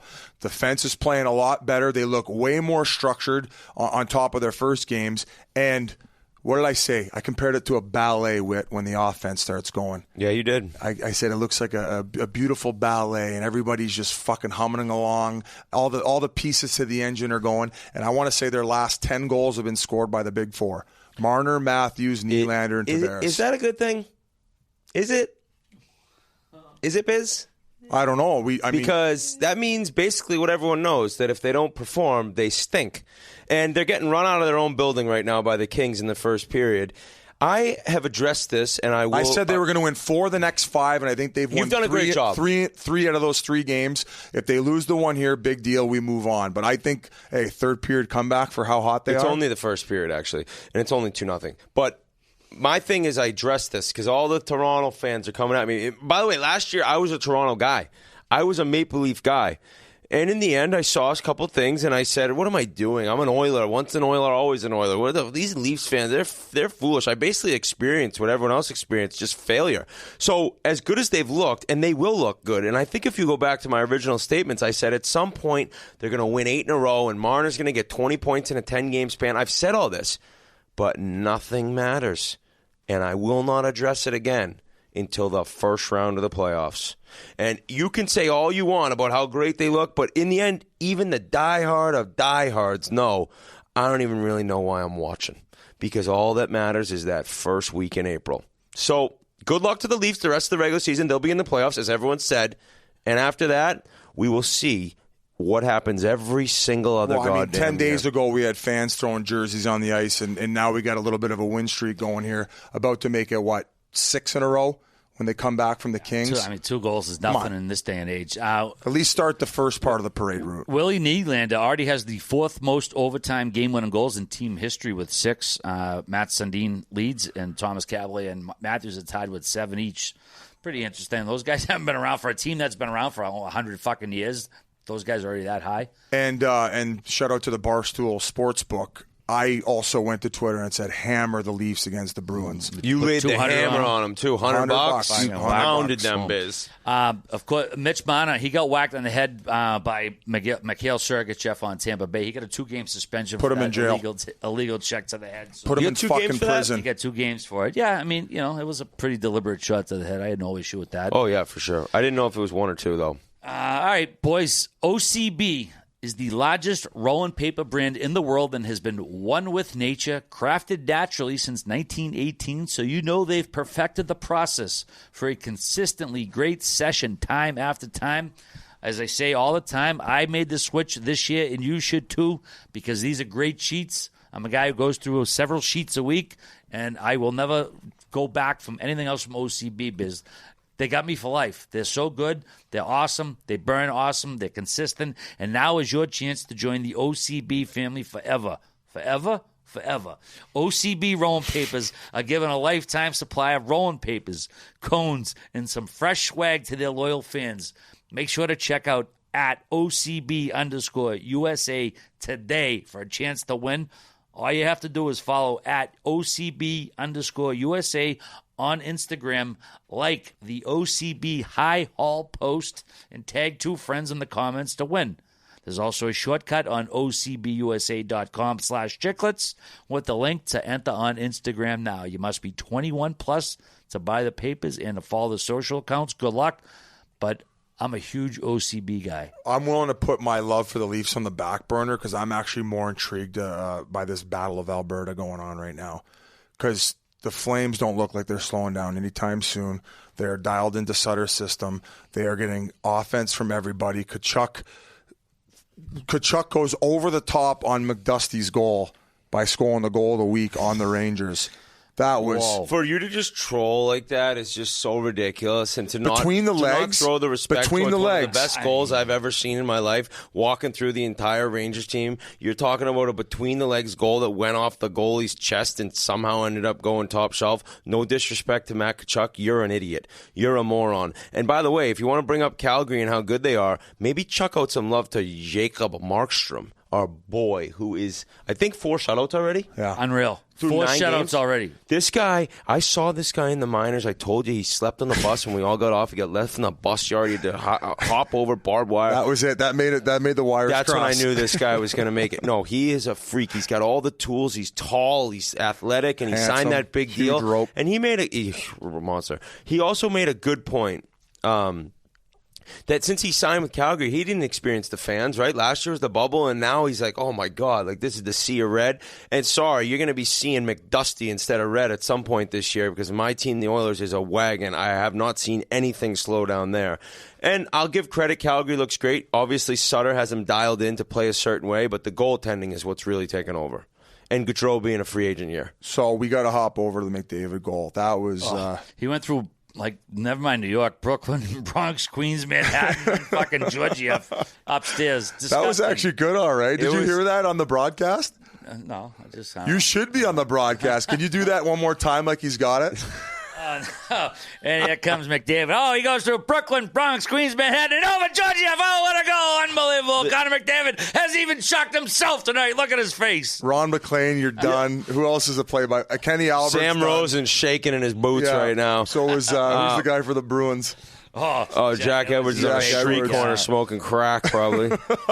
That's just a joke, everyone. He doesn't smoke crack just before the games. Just rips the bong before the broadcast. But, that goal is just like... It's just how fast he's able to do it. Exactly. He also waited for Puyarvi to get on side, right? So he's like waiting, going east-west, and just sees that whole boom.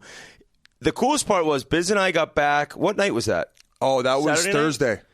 that Thursday? Yeah, it was Thursday night. It was Thursday or Friday. So we were in his room late just watching hockey, and I took the Oilers. I got them at plus 460 on the Barstool Sportsbook, down 5-4 with 4 minutes to go, which I thought was kind of a crazy line. Like, tie it up with that team in this day and age, plus 460. So I hammered it. I think I put $1,000 on there, and I tweeted it out right away. And then all of a sudden, to see them tied up with that goal, both Biz and I got up. We're like running around the hotel room. It was sick. I was more excited because not because of the Battle of Alberta bet of me shaving my noggin, but more of the fact that you hit that crazy line. And that bet has now been determined that if they both. So you tried saying they both had to make playoffs. If one makes playoffs and the other misses, that guy wins. All right. Okay. All right. Hey, I just wanted to clear that up. How about Sean when we were in the car to go get cheesesteaks? They're down. Oilers are down 4-1, and he says to the whole car, plus 2,000 right now. I love the Oilers. Doesn't put the bet in. I know. He said he had to deposit more money. I bet and you they were RA asking loves for the those stories password. of guys not throwing the bets down, but talking about throwing the bets down. I'm a talk about throwing the bet. Oh, I should have done it. No, my brother called out Biz bad yesterday. So I had this pool, this unreal suicide pool. You pick a team once, can't use them again. Just got to pick a winner every week in the NFL. Huge dough. And I took the Cowboys, like 500 people in the pool. No. So I'm talking about this before the game with Biz driving to my house when we landed, and he didn't say a word. And all of a sudden, the Cowboys are down 28-0, whenever it was, and Biz is like, "Yeah, man, hold on, dude, I looked at those games. I didn't love that game." And my brother, who wasn't even part of the conversation, calling goes, "Dude, you can't be saying now that the game's over that he wasn't in the boys. Why don't you say something to me then?" I have animated features when I went like this in the car. I was like, I'm driving, bro. I don't see your animated features. Well, then you should look over next time. Well, I should see your nose in the peripheral. What was the worst loss Sunday yesterday? I don't know who you bet. Buffalo Bills getting beat by Jacksonville. No, I'm talking as far as going down to the wire and getting dick teased thinking you're going to win. Fucking Baltimore, man. I had them down to 6.5. They were losing all game. They were fucking pummeled fucking Minnesota late. Take the 7-point lead. 4th and 11. All they got to do is hold here. Kirk Cousins gets fucking first down. They end up going and tying the game. The worst. Losing all game, and it was a huge fucking swing ban. It was one of those Sorry to hear about your loss. I don't put NFL. That's right. That was Vancouver. We're gonna get a GoFundMe going. All Vancouver you listeners. Canucks Sunday night, baby. They bailed me out. They fucking bailed me out. He doesn't need to. He's going to take over Micheletti's job on right. TNT. He's a new announcer, dude. He doesn't need money. Boys, the Detroit Red Wings. Wagon. Fun to watch again. 6-5-2 out of the gate. Not a lot of people would have thought that would happen. Lucas Raymond, 6 goals, leads rookie scorers. 6 goals, 8 assists. He's got 14 points in 13 games as of this recording. Only Yzerman, Fedorov, and Dutch Reibel, way back in the day, have had more through 13 games in Red Wings history. This kid is on fucking fire. Mo Seider, a goal and 9 assists in 13 games. Bertuzzi, 9 goals already. He's 5th in points in the league.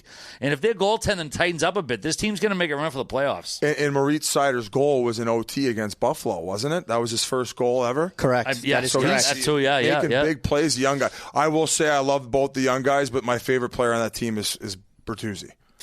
He is awesome. He walked Darlene. Oh, my goodness. Poor Darlene. Darlene's got the rollerblades on lately. What's going on with Darlene? Holy shit. He's on everything but rollerblades. Making everybody look like McDavid. He got into Mike Hoffman stuff. Did you see that clip of Mike Hoffman? Yeah, it was Darlene first. So Darlene's out on the ice. I don't know who. Go ahead, Biz. I'm sorry. You were talking. No. I was just going to say Bertuzzi. It doesn't look like he's going that fast, but he's just got those silky mitts where he's able to dangle guys. Like when you talk about speed, I would say he's probably average flight of foot. I don't think he's by any means like a game breaker with his speed, but he's one of those guys that's so smart. He's got the hockey IQ. Like Brad Marchand's not the fastest player in the world. I think he might be a little quicker than Bertuzzi, but when you're that smart and you're that skilled, you just get in areas to score. And he's also a gamer too, where he's blocking shots, he'll fight. Like, Clothesline guys. This guy is an awesome player that they've found. And some people don't like him, and we all know why. He's the only unvaccinated player in the NHL. Doesn't bother me one bit. Doesn't bother Stevie Y. You didn't know that? Doesn't bother Stevie fucking Bongerman either, because I've seen this guy get better and better and better now. We're 9 goals through what is it? How many games? 8 has he played? Or 10? He missed one, I think. So Did you hear far. about the Red Wings? So They hired Joe Rogan as their trainer. No, I'm serious. 9 goals, 6 assists, and 15 points. 5th in points. That was the number that jumped out at me. I mean, 5th in points for this kid. I don't think a lot of people saw that. I know it's early in the season, but is he going to hang there all year? Either way, he's contributing in a big way right now, Biz. I forget the name you said. I blacked out there for a second. You talking about Raymond? No, he's talking about Bertuzzi. Oh, no, so was I. Yeah, I rambled on for about 2 minutes. Mo Seider. So that's the 19th first-round pick. I believe he was 6th. 20, they got Raymond at 4th. And the best part about everything for the Red Wings and looking at their team in the future is their pick this year. So I talked to a couple guys. I don't know if it's Simon or Simone, but Edvinsson, he's a Swedish defenseman. Big guy, 6'4", They took him right? 6th overall. He's a big guy. So they looked at Tampa. They looked at the size of the blue line. You see Sergachev, Hedman. You see all these guys, McDonough, Trucks. You win with size on the back end, and that's how they've really approached things. And they got Seider, who obviously is already looking like a complete stud. This kid's playing in the Swedish league right now. He'll be over next year. They got Raymond. It looks like a pretty quick turnaround here in Detroit. So I think that, well, what? You don't think they're looking good? That Roenick kid's they look pretty better good. than Chicago. I don't think it's been quick. I think it's finally all coming together. I just don't think it's been quick. I think it's been a little longer. Okay, so let me ask you this. Next year, playoffs or no playoffs? Oh, that's tough. Well, fuck. I just said if their goaltending tightens up, I mean, Thomas Greiss and Nedeljkovic, they should be much better than what we've seen. They should make the playoffs this year if the goaltending gets better. We're getting ahead of ourselves. You guys mentioned the Leafs next year last podcast, so I figured I'd throw it right back at you. Biz, you know who? What do you think Detroit makes playoffs in 15 years? I'm sorry. No, go ahead. I'm done. This is a crazy. Like that. This is probably the craziest stat, Biz. I know you just mentioned a crazy stat. This is from @NHL Adam K. 2017-18, the Coyotes start the season 0-10-1. They claim goalie Scott Wedgwood on waivers, and in Wedgwood's first game, he gets the Coyotes' first win. Fast forward 4 years later, 21-22, the Coyotes start the season 0-10-1. They claim Scott Wedgwood off of waivers, and in Wedgwood's first game, he gets the Coyotes their first win. So somebody tried to correct me on Twitter, but it was only one guy saying that the first time they got him was in a trade. Nonetheless, still a wild stat. If that person was wrong, fuck him. Here's an even crazier part. Why are you guys laughing? Okay, all right. Well, I'll get back to the other point I was making. The head coach for both losing teams in that instance was Dave Haxtell. No. Yeah, he was the coach of the Flyers at the time, and then he was coach of Seattle. Now, mind you, they ended up scoring 2 goals in the first minute of that game, and that unbelievable Czech kid who's been playing for the Coyotes got yanked after the minute. Vijalka or something. I can't. I'm doing there were Coyotes 3 goals in the broadcast, first 3 and I'm shots of the stuttering game. the thing out. It was 2-1 after 3 shots in goal. Yeah, so they yanked him, and that's why Wedgwood ended up going in. So it was, definitely a wild stat. But I figured I'd throw in the Haxtell comment too. No, absolutely. And then Arizona also played the Flyers earlier in the week. It was the first time 2 players with Ironman streaks of at least 900 games went head-to-head in a game. Kessel and Yandel. Interesting. Yeah. First time ever in NHL history. So, I don't know, goofy little history. Our boy Grinelli / Quinn Hughes has the 5th most I sound like Peter Brady tonight. The 5th most assists by a D-man through his first 140 career games. That's insane when you think of the history of the NHL. You got Sergei Zubov, Stefan Persson, who played for the Islanders back in the 70s, Mark Howe, Larry Murphy, and Al McInnes. I mean, this kid is already among these names. We've been hearing him with, seemingly for the last 2-3 years. We're just saying these kids' names among these stars. And are they all going to stay on the same trajectory or what? Man, I don't see anything to think that Quinn Hughes is going to be slowing down because the way that he skates, and we talked to Connor Garland, we interviewed him, it'll be coming out in a couple weeks, but he says it's like the engine that drives that entire team. So I tweeted a video of him the other day, from a standstill. I think it was against Kevin Rooney on the Rangers, where everyone started chirping. Oh, when he made the defensive play? But he had a bunch of steps on him, and Hughes just chases him down easily by the far blue line, strips the puck. And so I think that you see an offensive, quick guy that moves the puck well, and you don't even think about his defense. He competes, and he's a prick to play against. So an awesome player that is not going to slow down in my mind. He closes on guys quick. So they don't have any time and space. Time and space, stick on puck, and he's smart with his usage of time. He's not going out there trying to kill guys and separate them from the puck. He's an intelligent mind with insane offensive ability, where I think the defensive side of his game is just overlooked because of that offense. And that Vancouver power play, like I said, they were my bailout specials Sunday night. They were unbelievable, man, with the talent level they have on that between Pettersson, Bessa, if they throw Garland out there. And he had a sequence. He didn't score on Bisbee. And it's just how he's so low to the ground, just dotting around. Like he's like a little like a jackrabbit, like outrunning fucking something chasing him out there. Awesome team to watch. A lot of fun. A lot of spin-arounds. And that's another reason why these point totals are going to continue, as you mentioned. Just that core group of forwards, I think they have a pretty offensive pace to their game. I mean, it's great. All these Canadian sites who put these stats out, and you just to see so many young guys, like, you know, whether it's McDavid or Hughes or Mackay, any of these guys, they're just doing unreal stuff. Troy Terry, an 11-game point streak. It's the longest of the season so far. 8 goals, 6 assists for the Ducks. And another team that's been doing good, 15 points in 13 games, third in the Pacific. Probably not where a lot of people would have had them. Have you seen much of them this year? Not really. Okay. I thought they were going to be junk, so I'll probably be tuning into a few more games. Yeah. But that's definitely one guy they needed to step up. I wasn't sure where it was going to go, but you know, this year he seems to be kind of driving his own offense and really, you know, taking control of his line. Now, this is one of those teams I'm anticipating a crash where they're not going to be able to sustain it. There's a few of those teams, but with the goaltending they got in Gibson, you just never know, right? You could ride a guy like that. He's a fucking freak in net, and I want to say over the last 5 years, probably one of the best goaltenders all around, if he can stay healthy. Yeah, and Getzlaf becoming the all-time leader point. Is it all-time leader for points with the Ducks? All-time Ducks point. A really cool thing on the ice, little ceremony where Solani came on the ice and presented him something because he passed him. And it was just, it's a team that I think is surprising a lot. I'm with you, Biz. Like, is this going to last? I mean, Troy Terry, the way he's looked, I understand there's definitely some hope. This Mason McTavish is young, the top 3 pick this year, I think he was. So they got young talent, but Zegras too. Zegras has looked incredible. Yeah, and Zegras. So I think like maybe a little bit quicker than people thought, but in the end, I don't think they get in. I thought they'd be real bad, but that division, that's what already you're bringing up. Like that division, there's going to be shockers there this season. You've already kind of seen how it's going to play out. So we'll see. Where Vegas sits and where Anaheim sits, nobody saw that even with the injuries. All right, a few more notes before we get to Matt Moulson.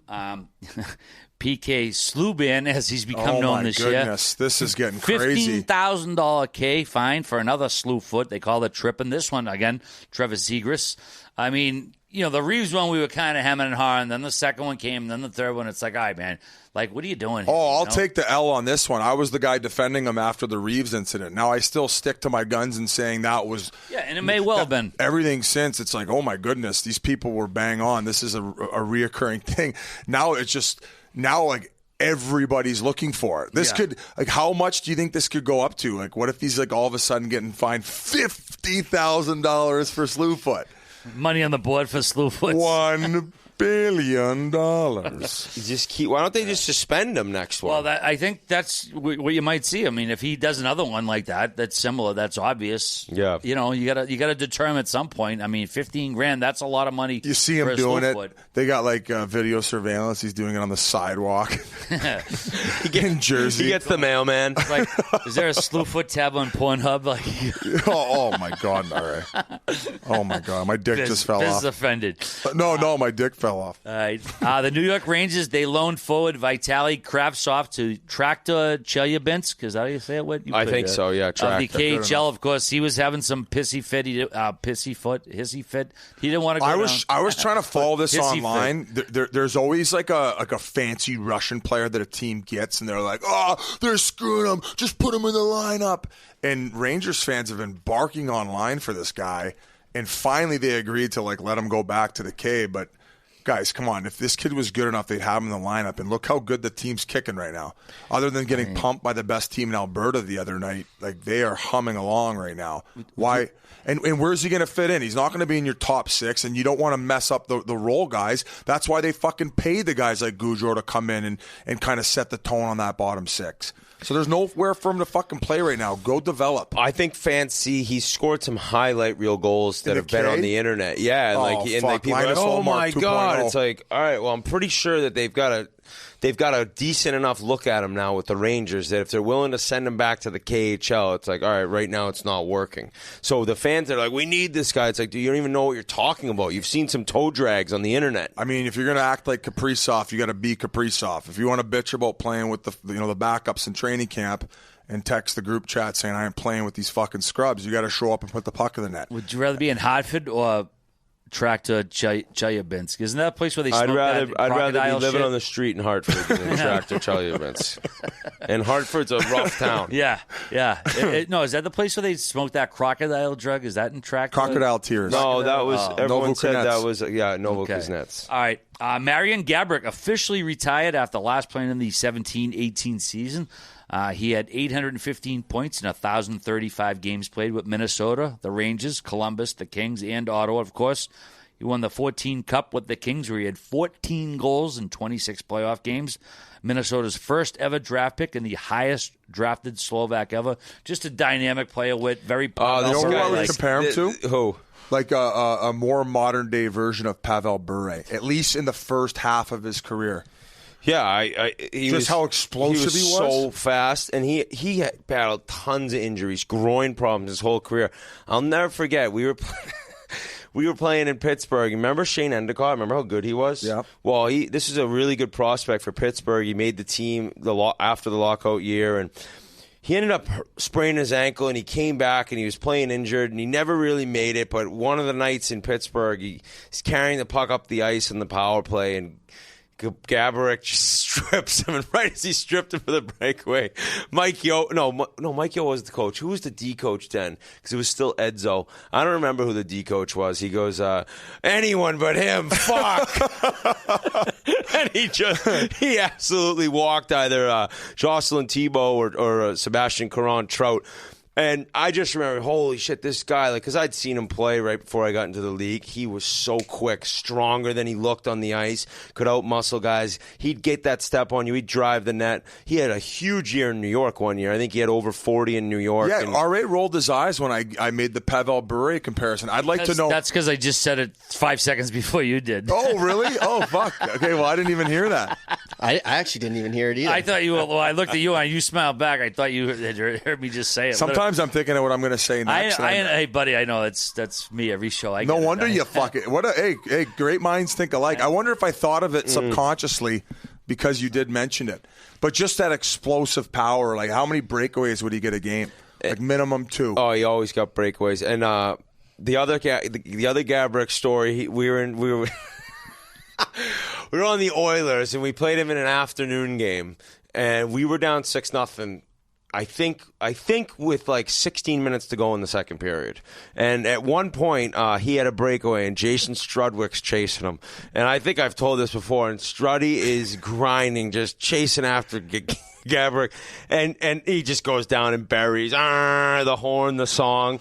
And Struddy after the game goes, we could have skated to China. And I wouldn't have fucking caught him. We could have skated. That could have been a never-ending arena, and I never would have even gotten close. So I wish I could get the clip of that. If you could pull up a breakaway goal against the Oilers in like 11 on an afternoon game, he was the man. So and he went to L.A. and who knows if they win that? Yeah, he was sick in that 14 playoff. fucking goals in a playoff. Yeah, obscene. I mean, obviously Quickie was unreal and deserved the constant 14 tucks that year. They won games 2-1, so that was probably 30% of the team's goals that run. Yeah, he was unreal. So congrats to Marion Gabrick on his retirement. I'd love to get him on here. We would here. love to have you on the show someday, man. He had the what the fuck, Spittin' Chiclets? sickest whips going into LA training camp. I think he had really. Oh yeah, just one of those guys that had every top of the line Ferrari. Let's check McLaren. out what were his career earnings. What's your guess, Biz? I would say that he's got to be at 90 million. 90 million. Look it up, Whit. I'm looking. You can look it up. I'm going to move along. We got a couple more notes, like I said, before we get over to Matt Moulson. Carey Price rejoined the Canadiens on Monday after entering the NHL's Player Assistance Program 96 last million. I'm pretty good at that game. You are pretty good because you're a money guy. So welcome back to the league to Carey Price. Hopefully he's doing good. Jake Allen, this is an interesting note, Biz. The first Montreal goalie not named Carey Price to record a shutout versus the Red Wings since Jose Theodore on January 11, 2000. Pell. So that's a long time. That is a long time to have that gap. A couple more here. William Karlsson out 4-6 with a broken foot for Vegas. Columbus's Patrick Laine out 4-6 with an oblique strain. The thumb Washington, from the video game. Anthony Mantha had shoulder. I always struggle with this one. Shoulder surgery after Thursday's game versus Florida, out indefinitely. And Arizona defenseman Connor Timmins expected to miss the rest of the season with a knee injury. Yeah, I think the hit was in Florida. That sucks. And then somebody came in as aid to fight, but that sucks, man. Yeah. That was a big piece for the Coyotes coming over in that Darcy Kemper trade. A we D-man that we're hoping turns into a top four guy. We need some of those types of players. Hate to see boys get hurt, but we like to make people aware in case they hadn't heard. So like we said, we got Matt Moulson coming up. At first, we want to let you know that this interview is brought to you by our friends at Shady Rays. Just because the cold weather is coming doesn't mean you put the shades away, especially when they are Shady Rays. They look great and they work better, but the best thing might be the warranty. Replacements if shades are lost or broken for any reason. That means if you drop them in the ocean, you leave them on the golf course, anything, Shady Rays will replace them. You try that with your high-priced shades. Yeah, good luck with that. Sonk. Even with that strong of a warranty, they still manage to make unreal quality shades that just seem to be as good as any expensive pair that I've ever worn. They're polarized lenses that look perfectly clear, and they start at just $48.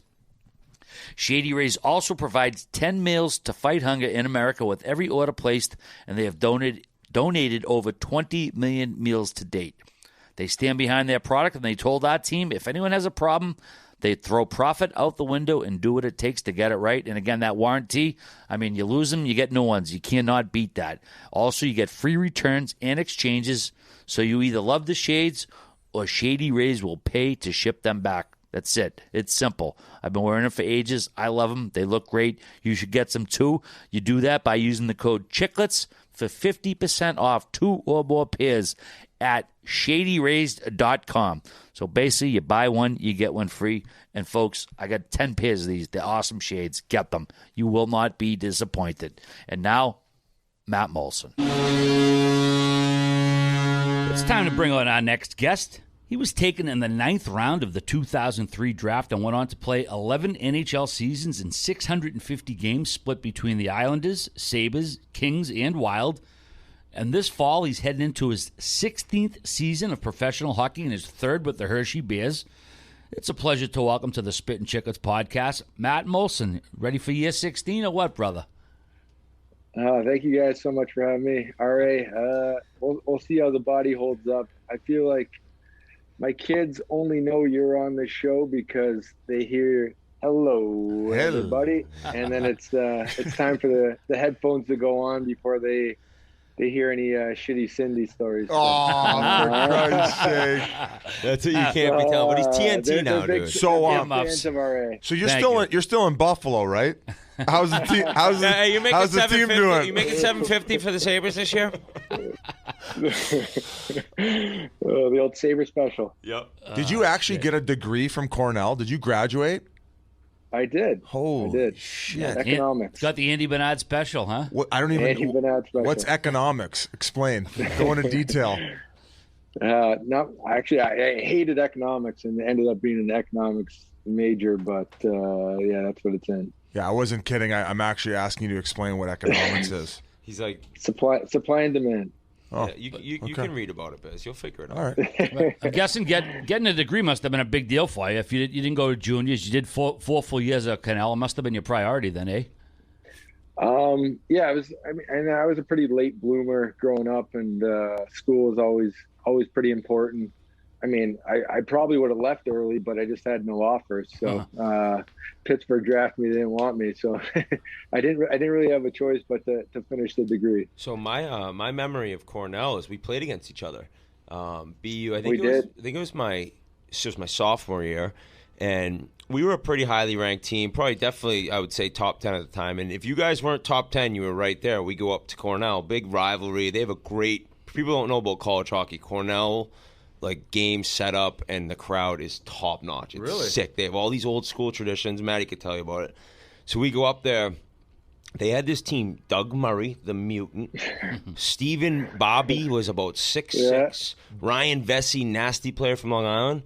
They pumped us 6 or 5-0 the first game. Doug Murray knocked out two different people. Doug Murray. He was so ridiculous in college. The Viking. Jack Parker's screaming at us. He was purple. I thought he was going to have a heart attack. Next night we come back, they pump us 4-0. It was like, and you guys had a great team, and you were just, what, a freshman then? Yeah, so I was a freshman. I remember this game because I remember guys were trying to chirp you because they're like, they got this first-round pick, Ryan Whitney on defense. Yeah, this guy sucks. Bambi. I think they're called. I mean, they're saying some mean things to him, but I think it was 4-2 and then like 5-0. Oh, I don't think we did get a goal. I don't know if BU has ever been back up to Cornell. I remember our coach was like, they're never coming back here again. Parker said they're done. Yeah, because now they play at MSG. They play a great game. Yeah. They pack out MSG for like a Thanksgiving Day game. There is an old rivalry, but pretty cool experience up there, huh? Like when you went for an official visit, you're like, oh, I want to be a part of this.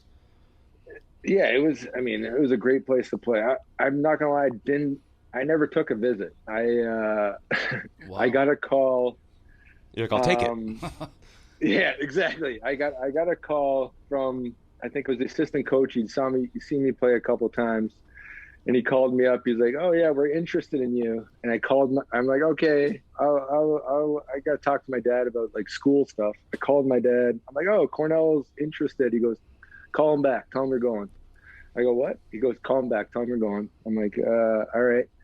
So I called the coach back. I'm like, "Yeah, I'm coming." He's like, "Well, we haven't looked at your marks or anything." I was like, no, that's fine. I'm coming. He's like, okay. I committed right there. That was it. And your dad probably knew Ken Dryden played at Cornell, right? Didn't Joe Newendike? Yeah. Like they've had a long history of having great players. Yeah. And a good school. He's like, yep, you're taking it.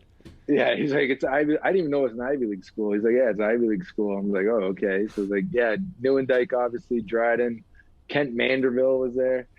Brad Chartrand, so he just told me to take it. So I committed before even visiting, and then I ended up, my first visit there was at a playoff game against Yale, and I was like, this was a good choice because the crowd was unbelievable there. So we got a special friend here behind the scenes, and you said you didn't sign with Pittsburgh. You were drafted in the 9th round. You find yourself in the LA Kings organization, and we got, how do you pronounce his name? Teddy Purcell? Teddy Purcell. Why do you pronounce his name like that? Is there a backstory? I don't know. No, it just sounds fun. It's kind of like I always said it. Yeah, it sounds fun. Teddy Purcell. He must have been an absolute fucking character. Speak of another late bloomer. Yeah, definitely. Yeah, he was a late bloomer going to Maine, and then rookie year in the AHL. And we just came in as line mates and just pissed all over that league. It was too easy. Dean Lombardi didn't know what to think of you guys. These guys, yeah. What is this, AHL? Hacking butts with them out in the parking lot before games. Yeah, exactly. Eating the soggy subs. Maltz was always the guy that left like $5 extra. He didn't put the extra $5 in the cup. Hey, Pot's Light, Moulson. There's got to be Maltz in you this. You at the Cornell and you can't add up the fucking tip? You weren't tipping the extra? I was still paying off my loans from going there. Oh. There's no scholarships at Cornell, but I'm paying off my loans. It'd be like more like, where'd the fuck the cup go? Who's got the cup? I definitely didn't piss on anyone. Teddy was pissing on people. I was just a recipient of. Oh yeah. I say Teddy's the best disher I've ever played with my entire life. Hey, it was probably a good atmosphere though, and I guess I'll throw it to you, Teddy. Like that's when they were getting fans. Like when I played with them, they weren't drawing. Like I remember going in there with Wilkes-Barre one night, and it was a packed house. Yeah, I think we were getting fans. We got some fans. I'd say my first year we got a lot of fans. With Teddy, we didn't get many. No, I didn't get mad. But yeah. Sorry, I guess at that point they're like, this guy's putting us to sleep watching him play. He's playing in a rocking chair. Maltz had 15 or 10 tucks the year before. Then I get on his line. He's like, "Who is this guy? He's 40 every night. He gets one." So you were his AHL Tavares. Yeah, he actually and Maltz actually didn't like me. He didn't 100%. Like. I was Teddy Tavares in the jungle.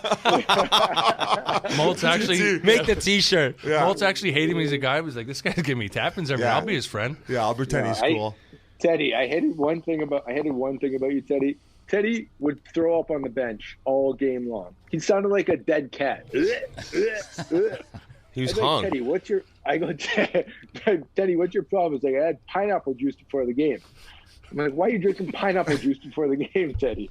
You had bad acid reflux. Throw up all over the bench, all over your skates. He's trying to get his vitamins. I throw up all the time, and I wasn't used to playing that much, and it was a cover for being so hungover. So the Dean Lombardi darts were catching up to you. Want to drag Teddy? Yeah. Okay. Yeah. Who else did you guys see come up through the ranks there? Because that was kind of around the time when things started turning for the Kings. They started drafting like some pretty solid pieces to what eventually ended up becoming the Cup teams.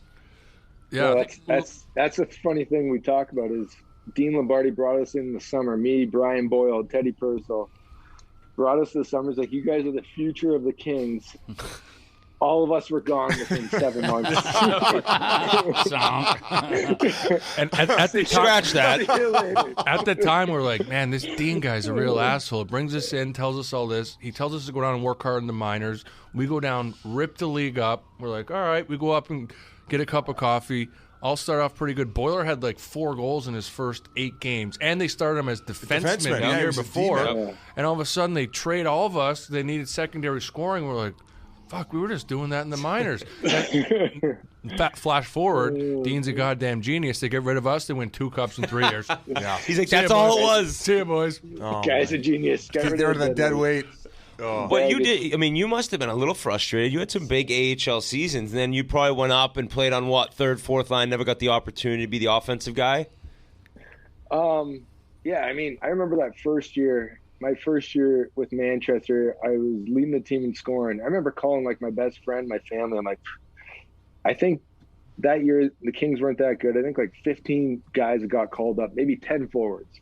I was leading the team in scoring. I was like, all right, guys, get ready. I'm going to get called up. Like, it's end of the season. Nothing. Really? absolute goose eggs. But, Dean, you got to give credit to him. The guy always had a plan. He had a plan for you. I remember him bringing us in the summer and like telling us, I mean, even during the year, like, you guys have to go down, learn how to win, learn how to play. And that was kind of always his focus, is like, how are you guys going to play when I bring you up to play against San Jose in the playoffs? I want you guys to be winners. I don't want you guys to have it easy. And I mean, Teddy might be able to attest to this as well. It's like, at the time you're like, this sucks. But in the end, I look back on it now, it's just great lessons that he taught me personally, how to earn it, how to make sure that you're mentally tough. And that was a big thing that I'm very grateful for. But I mean, it definitely sucked at the time. You're leading the team in scoring, and guys got like 8-10 points, they're getting called up. So it was not fun. I would have loved a paycheck then, but instead of the $50,000 I was making, you got enough of them throughout the years, buddy, and we'll get to that later. I mean, at the time, yeah, I think I got a $5,000 signing bonus. So it was at the time you wanted it, but now I'm very very thankful for what he taught me. Another guy you had a front row seat for, and he only had to play, but I think 33 games in the AHL after a stint in the East Coast League. Jonathan Quick. Was this guy just too good for the AHL when you were playing with him? He didn't last long. Yeah, Quickie's got an interesting story of how he went through the ranks. I think I think Hexy's still knocking on his door to wake him up for goalie practice in Manchester at the Holiday Inn. Yeah, he had a few alarm issues, I think, early on, but I think Quickie will go down as the most competitive human being I've ever met in my life, and I've had a good chance to be with him. Obviously, brother-in-laws, we've spent a lot of time together. That guy competes his ass off, and I've heard you guys talk about it. Who do you want in a game 7? Any goalie? I'd take that guy right now to this day. He is. I mean, the first cup he wins the Conn Smythe. The second cup, I would argue he played personally better in the second cup that he won. Like, I remember watching those games. They were down, I think it was like to St. Louis. I mean, it seemed like every game they were down 2 or 3-0, and the other team would have like a 2-on-1, a 2-on-0, and he would make this unbelievable save. And then within a minute later, the team would go down, make it 2-1, 3-1, and all of a sudden they get momentum. And he's just, it seems like I've talked to guys that I'm friends with now that are, in management positions, and they're like asking me about goalies. I go, you need a guy who makes this right save at the right time. I don't know crap about goalies, but you need a guy that makes the right save at the right time. And he just always seems to have the right save at the right time, and he competes his ass off. I mean, if you look at him after both cups, he had surgery within 2-3 weeks after winning the cup, and he played through both those things. So he's a competitor. You speak about his competitive nature. I think it trickles off the ice as well. So he created this like pizza machine in his backyard, or like a massive oven, I guess. Oven? Yeah, a pizza oven. And he wants Portnoy to come by for a pizza review. He says he makes the best homemade pizza ever. Really? Have you had this? And he calls it something like Pepe de Pizza or something. Johnny's a pizza. Johnny's a pizza. Johnny's a pizza. Okay. Yeah. Is it that good? It's unbelievable, but on a drunk level, I've probably been a 9 out of 9 out of 10 eating every time. Anything's good. He gets your ruin and then he feeds you the pizza. That's why it's so good. Yeah. He's going to hit Portnoy. You don't even know if it's cooked. You're like, this is great, but Yeah. It is unbelievable. Well, his wife, Jackie, does all the prepping. So she preps it, and she's like, what do you want on it? What do you want on it? She's hand slicing bacon. She's got hand sliced sausage on there. So his wife makes She's the got pizza. the cheese. Yeah. She's making minimum wage at Johnny's a Pizza, and he's taking all the credit? Yeah, it should be Johnny and Jackie's a pizza, but it's Johnny is a pizza. Okay. Yeah, Papa John's. She's called Papa John's. It is delicious, though. It's delicious. Good joke, Biz. And the way you looked, you looked around Papa John's. Yeah, I was looking around the room trying. Hey, R.A. fucking laughed. They had enough. Yeah, little courtesy laugh. Matt, I want to go back before Cornell. We're looking at your Hockey DB page. One game in the NAHL. Would you get hurt or something? Lose the rest of the season? What happened there? You're scared. That's the true jungle. Pussy. I never got hurt. It's a good story, but I never got hurt. I played 1 year junior B in Guelph, and then I wanted to go play in the BCHL. So I went out to the BCHL, Vernon Vipers. I went out there to camp. I thought I had a great camp. We had the inter-squad game, a double hat trick, 6 tucks, 2 fights. We had a couple more games. Coach told me I wasn't producing. I was like, all right, I just had a double hat trick in 1 game. I'm like, all right, so I got to go home. I call my dad. I'm like, all right, we got to fly home. He's like, I'm not paying for your flight. I got a flight for you in a week. I just got cut from the team. So I had to stay at the billets for like 4 or 5 extra days, fly out on WestJet, back home, come home. I land at the airport. Coach from the NAHL team calls me from the St. Louis Sting. He goes, we have a tournament in Lansing. You want to play in it? I was like, yeah, I guess. So my dad picks me up. We drive to Lansing, drive right to the game, play that 1 game. I had scored 2 goals in the first period, broke my skate, so I was out of the second period. And then we're going into the third period, and the dressing room is like, come on, guys, we're 0-2 in the season. I'm like, this is a season game? I'm like, guys, I don't get a release or anything. I can't play in this game. They're like, no, you're fine. I'm like, all right, play the rest of the game. So I'm getting dressed for the next game. Coach comes in, he goes, Moulson, you can't play. You don't have a release. I was like, no shit. I told you this. I thought it was an exhibition game. I thought I was playing an exhibition tournament. It was a season tournament. Anyways, I went back, played for Guelph again, junior B. So that was my NAHL stint, 1 game. Decent numbers. Holy shit. Pretty good pace right there. Propelled your career to Cornell. Thank you, Springfield. That's actually where Cornell saw me for the first time. And then they came to Get Guelph. Get the fuck out of here. The 1 game. It's crazy how that shit works. Brent Brecky, he was the assistant coach at Cornell. He saw me there. He's like, and he ended up talking to me. I'm like, yeah, I'm going back to Guelph. And he ended up coming back to Guelph, seeing me, and I committed after like 5 games after Guelph. Wow, that's fucking crazy how it all works out. It's crazy how things work out. I guess we can leapfrog to the fact that I don't even know how you ended up with the Islanders, but you end up there the exact same year John Tavares. That was his first year in the league. And what? Just fireworks off the hop with him? Yeah, that was a crazy summer. So I was unrestricted free agent because of the new rule recently where if you're 25 and played less than 82 games, So thank you, Dean, for keeping That's how I got my one-way. Yeah, same so thing. Thanks to Dean, I didn't play a lot of games in the NHL. It was unrestricted. There's always a plan. There's always a plan, right? Always a plan. So I had actually just moved in with my wife, girlfriend at the time, to Greenwich, Connecticut, which was close to Bridgeport and Long Island, kind of right in the middle. And Johnny got drafted, and I was like, I've known Johnny since he's 12, 13 years old. He played lacrosse with my brother forever, and then we worked out together at ATC forever.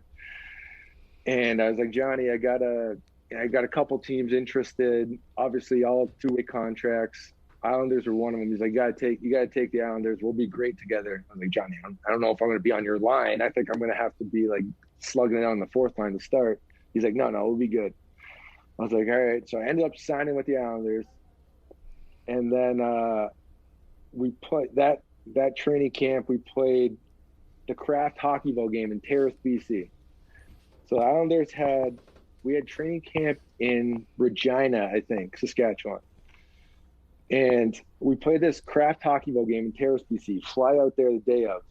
And it is, we had chicken pasta salad and soupy marinara. That was our meal.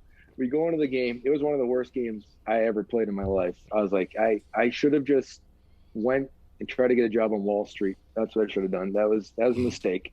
I should have just tried to use my degree, get a job. Second game I play in the Saddle Dome. Kyle Oposo, I'm on the fourth line that game. Kyle Oposo gets hammered by Dion Phaneuf, Conkey. We have bench clearing brawl, basically. The guys are jumping over the boards fighting. Matt Martin's fighting. I think his name Pascal Morency. Oh yeah. I played with him with Wheeling Nailers. Yeah. I remember him. He jumped off the bench. He was fighting. So guys are getting booted. I somehow go from fourth line to power play. Score on Kiprasov on the one. I was like, all right, here we go. Like, start to get some confidence. Score again. So I get 2 goals. I think Dougie Waite, Sean Bergenheim, both growing injuries that they can't play. I get put on Johnny's line. I think I scored every game I played on Johnny's line, and then started the season with Johnny and kind of just took off from there. Shit. It's crazy how that you've had a couple instances of just right timing and everything, which is so true in making a long career out of it, no matter how good of a player you are. Yeah, this is what I tell like people with kids and stuff. I'm like, I was an idiot. I always thought that if you worked hard enough, like my dad, I was like, oh, if you work hard enough, you'll make it. I was like, yeah, let's do that. But it's like complete luck. I know. At some point, injuries. I know. It's just crazy to think about. There's so many good players that play professional hockey, East Coast, AHL. Like, even in the East Coast, how many good players there are? AHL, like you just was an all-star. That perfect timing sometimes, and I've been very fortunate to have that. Were you pissed? You pissed they only offered you a 1-year deal after that? After that first one? Yeah. After that first year? Yeah, with the Islanders. Yeah, so that first year, obviously, I played with Johnny a lot, and everyone likes to give Johnny a lot of credit. He did not assist on most of my goals that year. Franz Nielsen did. He led, because I remember after this year I had to go to arbitration. Oh, no. Small horn, terrible breath. Guys hate him. Cornell nerd. Yeah, don't invite him out for beers. Straight hair, curly teeth. Yeah, I didn't. I went to arbitration that year, so I actually went. I was sitting in the room with the arbitrator, and my agent Wade Arnett and Garceau ended up going in the hallway as I was sitting in there and came up with the 1 year. That was my first ever one-way. So, and it was, I think it was $2.4 million. The most I ever made was $575 before that. So no, I was not disappointed. I was like your old man. We'll take it. Call him back. I was like, yep, good deal. I think I popped a bottle of Cristal that night. But so, no, I was not disappointed. In that run you had, which was just an amazing few years there, where you were getting 30 goals a year, you must have really wanted to stay there when you did finally become a UFA, right? Like, it's only natural. This has been your home. This is where you got your chance. And at some point, though, there's just so much money, you can't really turn it down. Am I correct in saying that? Well, correct in saying that I wanted to, again, I'm an idiot. I wanted to retire there. I was like, I want to play my entire career with the Islanders. It had nothing to do with money. I remember getting so angry at this because there was like reports saying, oh, he wanted this much. My agent never talked to Garceau not one time. Upcoming to that last year of my deal, being a free agent, not one time did they talk about money. Never. I was never approached about it. Nothing. I got traded. I got a call. I had everyone over at my house for football Sunday. And then I got a call at 8 p.m. after guys left saying I got traded to Buffalo. And Garceau's Garceau was calling me. I told my wife, I was like, Garceau's calling. We got traded. And she's like, well, how do you know? I was like, because the guy's not calling me at 8 p.m. if I didn't get traded. I know you got a good line? Hey, you got a good line in the game? Yeah. No, Gareth is like, we just traded you. And I was like, to where? And he's like, Buffalo. Oh. And they were in last place. And I hung up the phone. You didn't say nothing after you legit hung up on him? I just hung up. I was fucking pissed. My wife was crying. Oh. I mean, we had like... That's heads are falling off. That team to this day is still tight, and I believe it's because of the group we had coming up during then. We were just so tight, and they've kept it that way. You had such a good start to that year too, 6 tucks in those 11 games, and then you go over to Buffalo. Like how was the transition? Were you poopy pants for the first couple weeks still, given like the how bitter you were about getting traded? Well, I didn't sleep not 1 minute that night I got traded. I had a car pick me up at 4 a.m., flew to Buffalo, scored 2 that night. Not a big deal.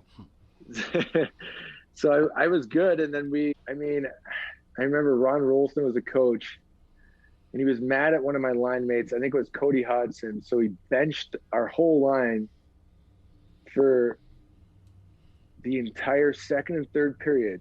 And I was hot as a pistol. And he benched us for the second and third period.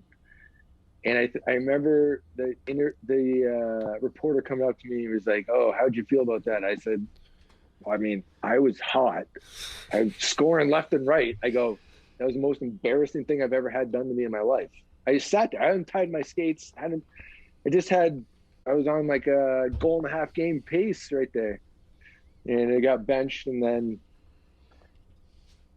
we had a slow year. Our team wasn't great. It was tough after that. I think the adrenaline wore off for me after getting traded. I want to go back, stick with the Islanders, actually. Dougie Weight, he was your captain for a few years. This guy was one of the bigger characters in the NHL at the time. You must have some good Dougie Weight shit for us. Dougie Weight. Dougie Weight is, JT and I lived in Dougie Wade's guest house the first year I was with the Islanders. But Dougie is... I mean, I don't even know if there's any great Dougie Weight stories because he is just so dry and funny and smart in the moment that it's hard to have like stories about him. But was he still wearing the blue tux when you played with him? I went and saw him play in Detroit when I was playing junior, and he had the blue when he was tux. on Edmonton. When he was like the first guy ever to spend the full 2 minutes on the power play, and I think he would be playing defense and forward. Yeah, he was. I mean, Dougie Weight is someone I used to watch him in Rock and Sock him. I was like, this guy's unbelievable. Yeah, the old cutback breakaway move is unbelievable. But he was. He's one of the funniest guys, nicest guys. Him and his wife Allison. They used to have us over for. I mean, obviously over for food a lot when I wasn't beating up JT in the guest house. But yeah, they were an unbelievable family. And Dougie was a terrific captain. Assisted on my first ever Islander goal. Set me up. Were you there when Joel Reckless scored that goal with the Islanders? And the famous interview one. The famous interview. I think you brought that up, didn't you, Whit? Oh my God! Well, how about the clear tape on his ankle? How about the clear tape on his ankle? The wrecker. The wrecker. He was the nicest guy ever. Tough as nails. I wasn't there for that goal. I was there for the fight when he fought. Who did he fight? Riley Cote or Mike Rupp?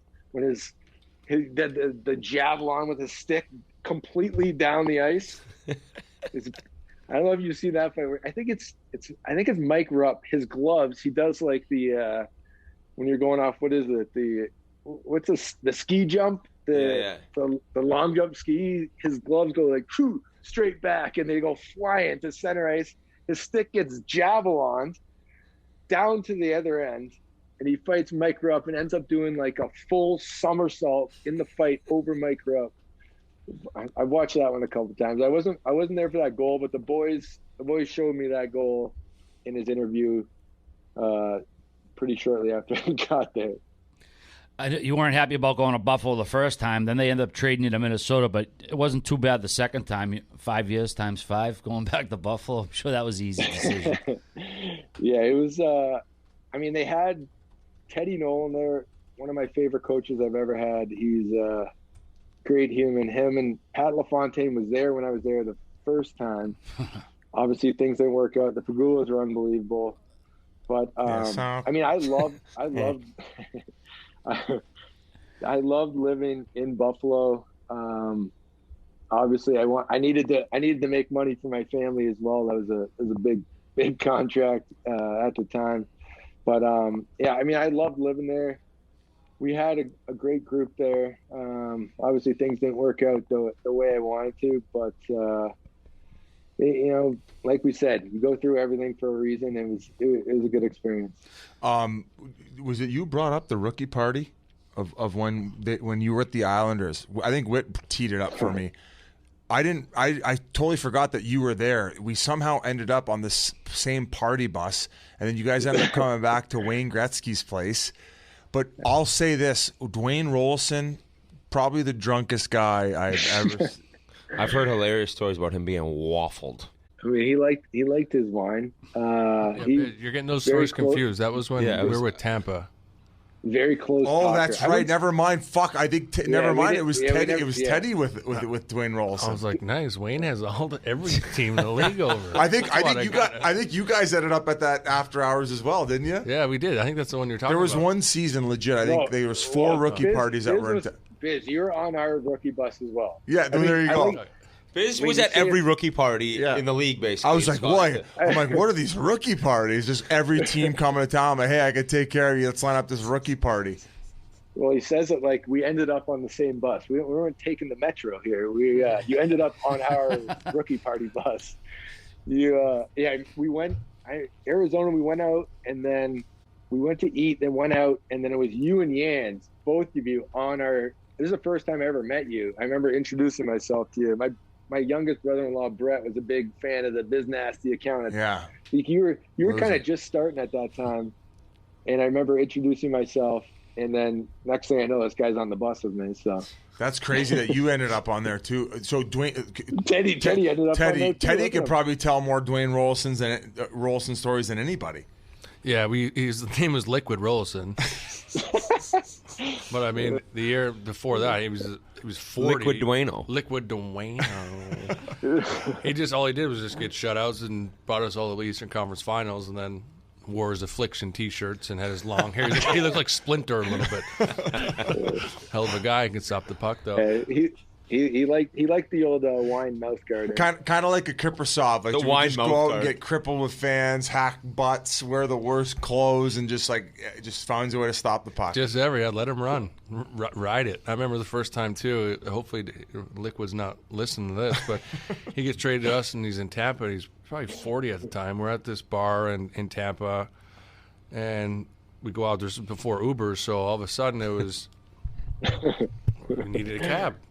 Well, the cab driver came up, hopped Liquid. Like,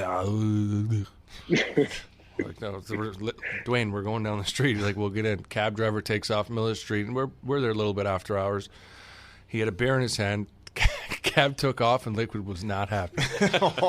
So now he's trying to play quarterback. He takes the beer bottle and just chucks it at the cab. I mean, thank God the cab was gone. The cab was probably 100 feet in front of him. Liquid thought he was going to hit it. The beer bottle went 10 feet, but we're like, all right. This is a good introduction. We're going to like this guy. Hey, NBA draft suits, too. Yeah. When he had the worst suit. I remember at the rookie parties, I'm like, holy fuck, but what do you need 5 buttons for? You're swimming in that thing. I know. He could jump off this building here in New York and land on his feet like a butterfly. Like parachute. He's like one of those guys that jumps off the mountain and they turn into, they got the wings.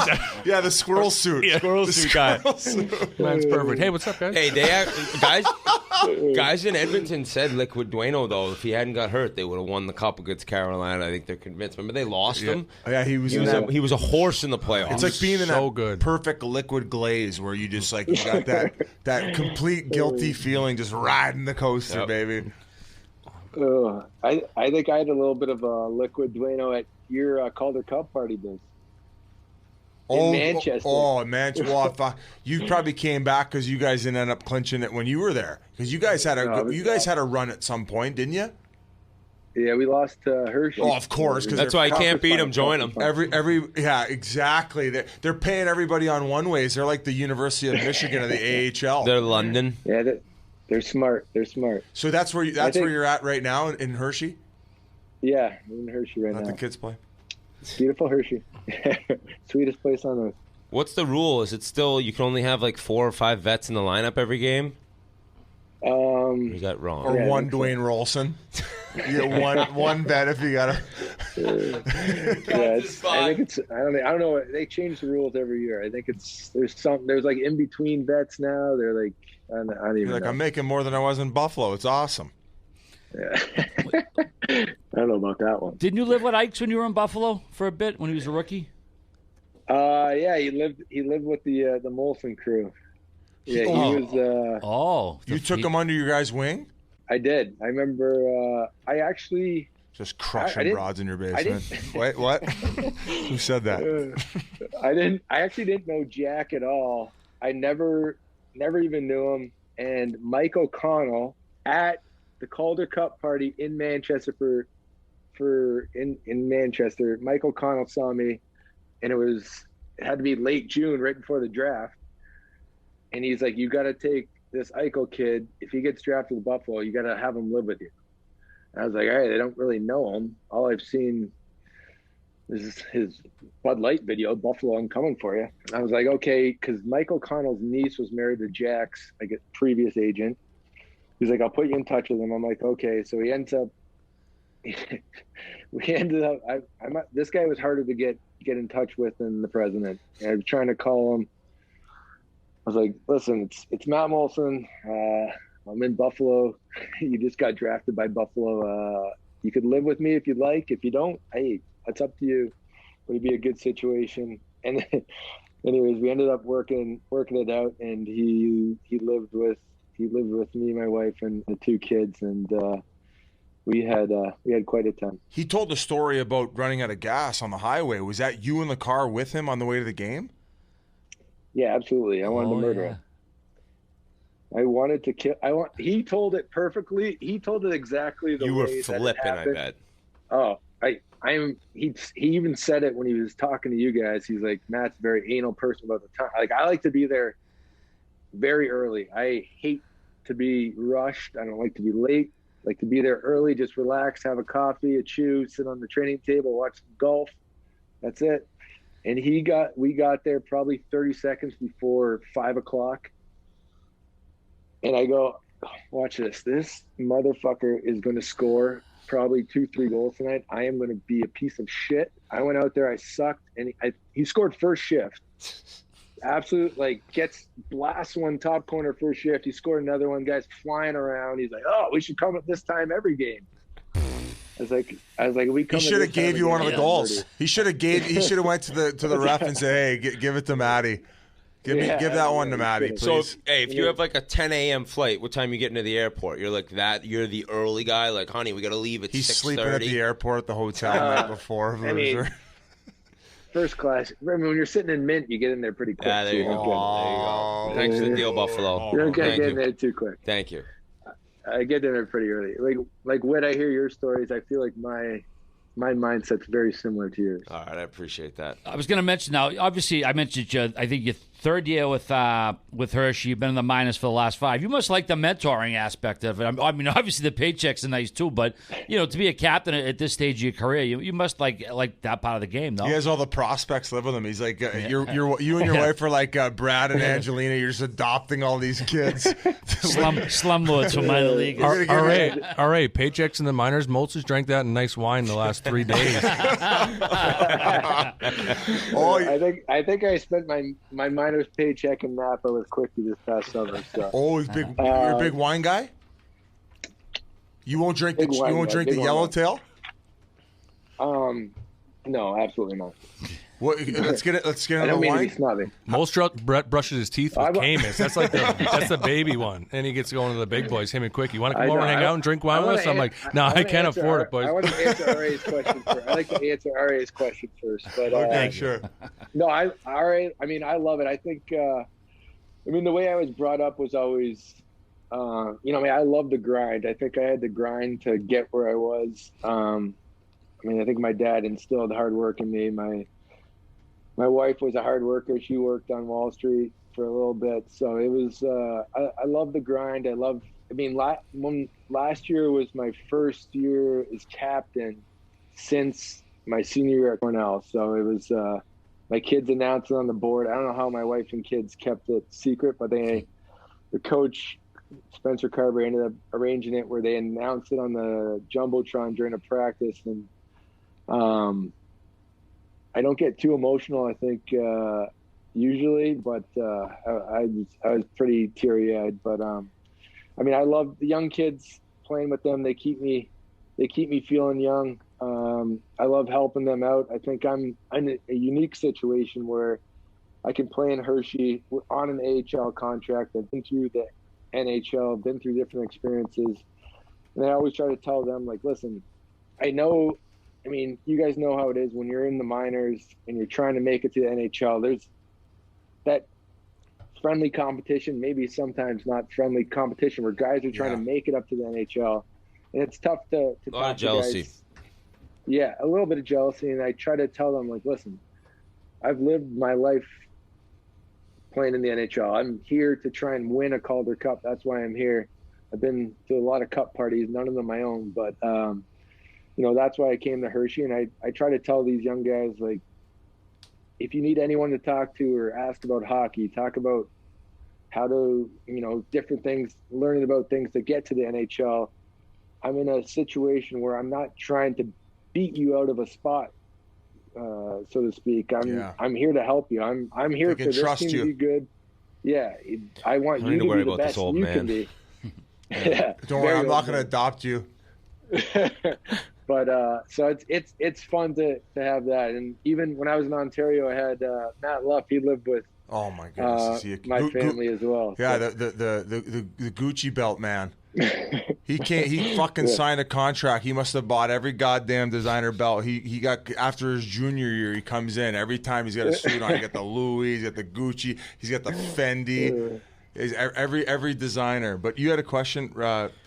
Yeah, well, I was just wondering, like, it seems to be a mentor and do what you do now, like, you just also got to love the game. And is it like an approach where I'm going to play until I can't get a contract? Or are you just really taking it year by year right now? Would you ever go to Europe at some point? Like, are you just going to just do this Brady thing? AHL Jumbo Joe? I said I was going to play as long as Brady played, but I don't think I can keep up with that guy. So I think the years are definitely dwindling down.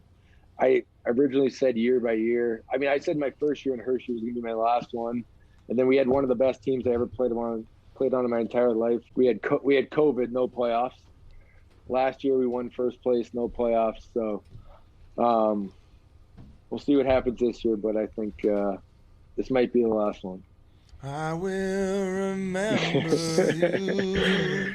If you will remember me. Sorry, I just like to do that. How much has the travel improved? I mean, you first played with the Monarchs back 06, 07. Here it is, 14, 15 years later. Is it much improved? Is it similar? What's your opinion? The bus are still shitty and the subs are still soggy.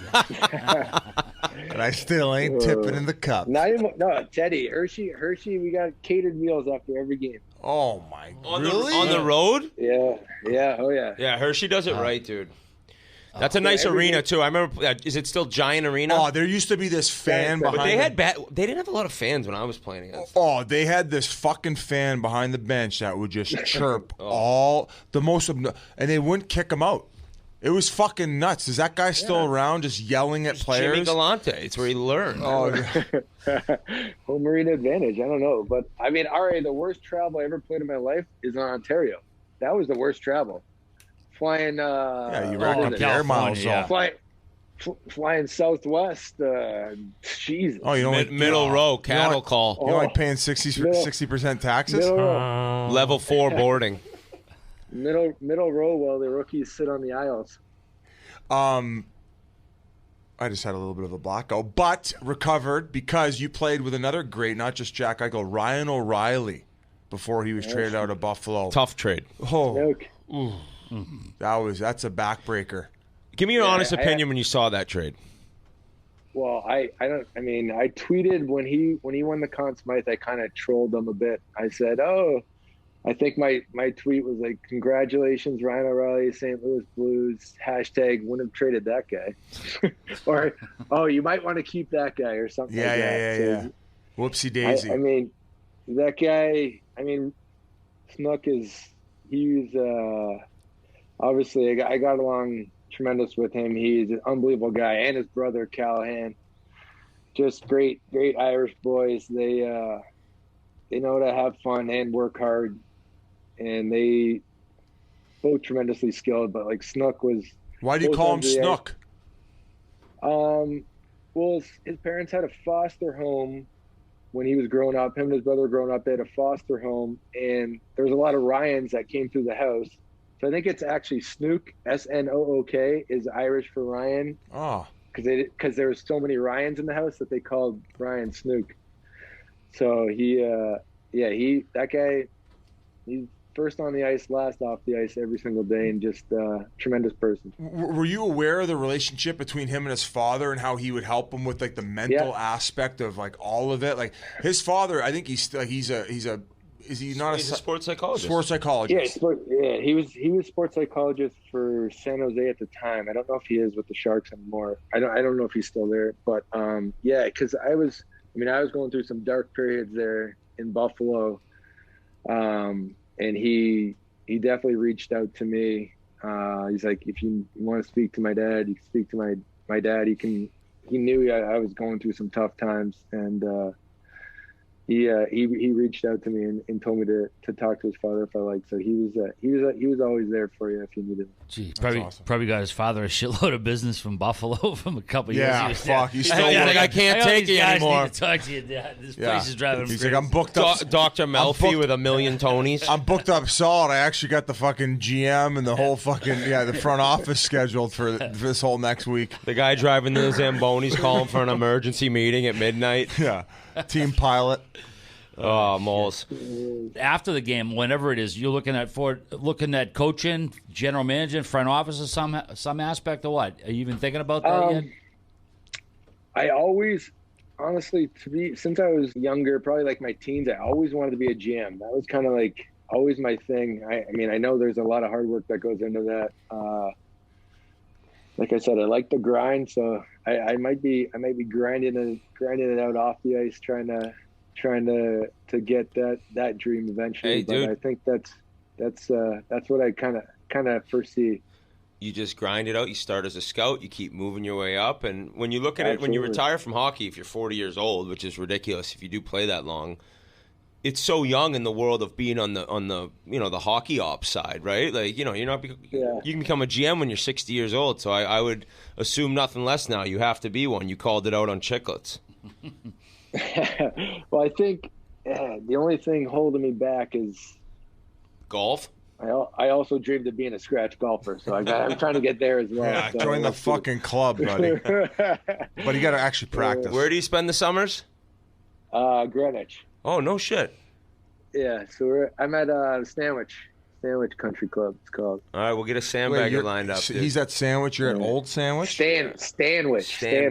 Oh, Stanwich. I'm at Old Sandwich. Yeah. I'm at Moldy Sandwich. I'm like, I'm AHL post game. Old Sandwich. Teddy, you got to have some stories about this. Oh, well, I was going to say, Teddy, we got to tell the story about when we got called into the Mark Morris's office, first off, after the game, and then Dean came down the next day. No. Yeah, I mean, I kind of blocked that out of my mind. I had PTSD for so many years. All right, okay. I'll tell you, and then you tell me if you got anything to add to this, because when I think of you, there's a couple stories I think of, but this one I remember the most was, I think it was me, Brian Boyle, and Teddy on the line. And we were buzzing. But no, we were buzzing usually. We played this game. Well, I was. I had my guy. What about you guys? I was rookie of the year. What'd you get? Teddy, we lost 6-0. Hey, well, he was even. He got off. Hey, he got off in time for the minus. He sprinted to the bench on the back check, and he Superman dove in by Mark Morris. No shots, 9 turnovers, even. No, I don't think we were on for a goal whatsoever. We weren't on for a goal, so we lost 6-0. I think we got benched for the third period. So we get into the dress. Remember Danny Taylor, our goalie? Yeah. Hot soup. So Danny Taylor is in that. So me and you were getting undressed. Mark Morris calls us in. He goes, "Get undressed. You're not going to work during the game. We're going to work after the game." So we're like, all right. So me and Teddy, just the two of us. That's it. We lost 6-0. Me and Teddy get signaled up. So we get called in. He goes, "You guys," we get undressed. We're like, all right, we're here. He's like, "Get on the bikes." So we go on the bike, and Scotty Pellerin sat 5 feet from the bikes watching us bike. I got on like level 10. I'm bagging myself. Then he's got on level 1 like he's going through Central Park. Just kicking it. I was just going for a cruise in Manchester. Yeah. In a dark room. Yep. I thought he was on the Manhattan Beach boardwalk. And so we bike, and we bike for 30 minutes. Scotty Pellerin's like, "You guys are done." So we're like, all right, we go in there. Teddy's like, "Oh, did you bike hard?" I was like, "Yeah, I was bagging myself." He's like, "Oh, I didn't really bike hard." I'm like, all right, whatever. Next day, Dean Lombardi comes down. We talk about lessons. So Dean Lombardi comes down the next day. I was like, oh God, Dean's down. He's definitely calling us in. Teddy's like, no, we're fine. I'm like, he's calling us in. So we get in there. Me and Teddy sitting side by side. Dean Lombardi's got his feet kicked up on the desk. We probably sat there for 10 minutes. No words said. Me and Teddy looking at Dean, Dean looking at us. Nothing. Just a stare down. Come on. Stare down. I can't believe Teddy wasn't like, "How you doing, Dean?" Yeah. No. Yeah, you didn't break the ice, Teddy? I didn't brush my teeth or get the vodka out of my mouth the night before, so I just actually held my breath for 10 minutes. He passed out. Yeah, if he was going to cut me, I was going to get into free diving Scuba after Steve, that. Yeah, I was going to get into Scuba free Steve. diving. So. We're staring down Dean. I'm staring at him. Dean's like, "No, I called you in here?" And me and Teddy look at each other. And I'm like, "I don't know. What do you think, Teddy?" He's like, "I don't know. What do you think?" I was like, "I don't know. We didn't work hard." And Dean's like, "No." And Teddy's like, "We didn't compete." And Dean's like, "Nope, that's not why I brought you in here." So then we just stare at him more. It felt like an eternity went by. He's still staring at us. He's like, "I'll tell you why I fucking brought you in here. You guys lost 6-0. You didn't tap the goalies on the pads." Teddy looks at me. I look at him. We're like looking at each other. I'm like, all right. So he's like, "You two fucking college hot shots. You guys think," and he probably went on for 10 minutes just giving it to us about how we thought we were better than people, whatever. So we leave the office. Next game, I think Teddy and I were on the ice with 6 seconds left, skating down. Oh, yeah, tap on the pads. Tap on the pads. Yeah, we're sprinting down. We stopped in front of the goal. We sprayed them. I think we probably lost 6-0 next night too, whacking their pads. Yeah. Had to get new pads the next day. They're worn out from us trying to get them in there. Yeah, baseball. A couple little bit sluggers. Just baseballs. Yeah. Good job, Danny. You got the glow sticks out to make sure he sees We're you. dancing around Danny Taylor, and poor guy was just like dying. Great job. The sparklers. You see me? Yeah, and I was like, is this embarrassing too? Because Danny Taylor's about to go down to the East Coast in about 10 seconds as soon as he gets in, and we're just whacking his pads. Good job, buddy. You're the man. Oh, my goodness. I'll tell you what, to this day, I get off every single period after the game. I tap the goalie on the pads. Hey, so I think they appreciate it. Dean, he did so much for me, and I think he's an incredible hockey mind. a little bit nutso in the sense of like they would show up in match and they would be in one of the boxes and like the lights would be turned off. Yeah, and, mental game warfare. warfare. Yeah. Hey, the brass is here. The brass is here. And there was like 6 of them. They want you to be a little scared. They want you to be on edge. Absolutely. O'Connell, the one who traded Thornton. What's his first name? Mike O'Connell. Mike O'Connell. Yeah, he was one of the guys there. So they had an unbelievable brass, and obviously they understood how to draft and develop well. But it was just a different level of intensity, and I'm sure a lot of pressure on the prospects. Yeah, I think Dean Gibb, he obviously plays some games with guys and tries to teach them lessons. But the one thing he does teach, though, he always gave the team credit card to the team. Oh yeah, and said, but his rule always was make sure everyone on the team had to be there. So it was always a team thing where we'd go to what was the place called? Manch Vegas? It was across that little club across the street.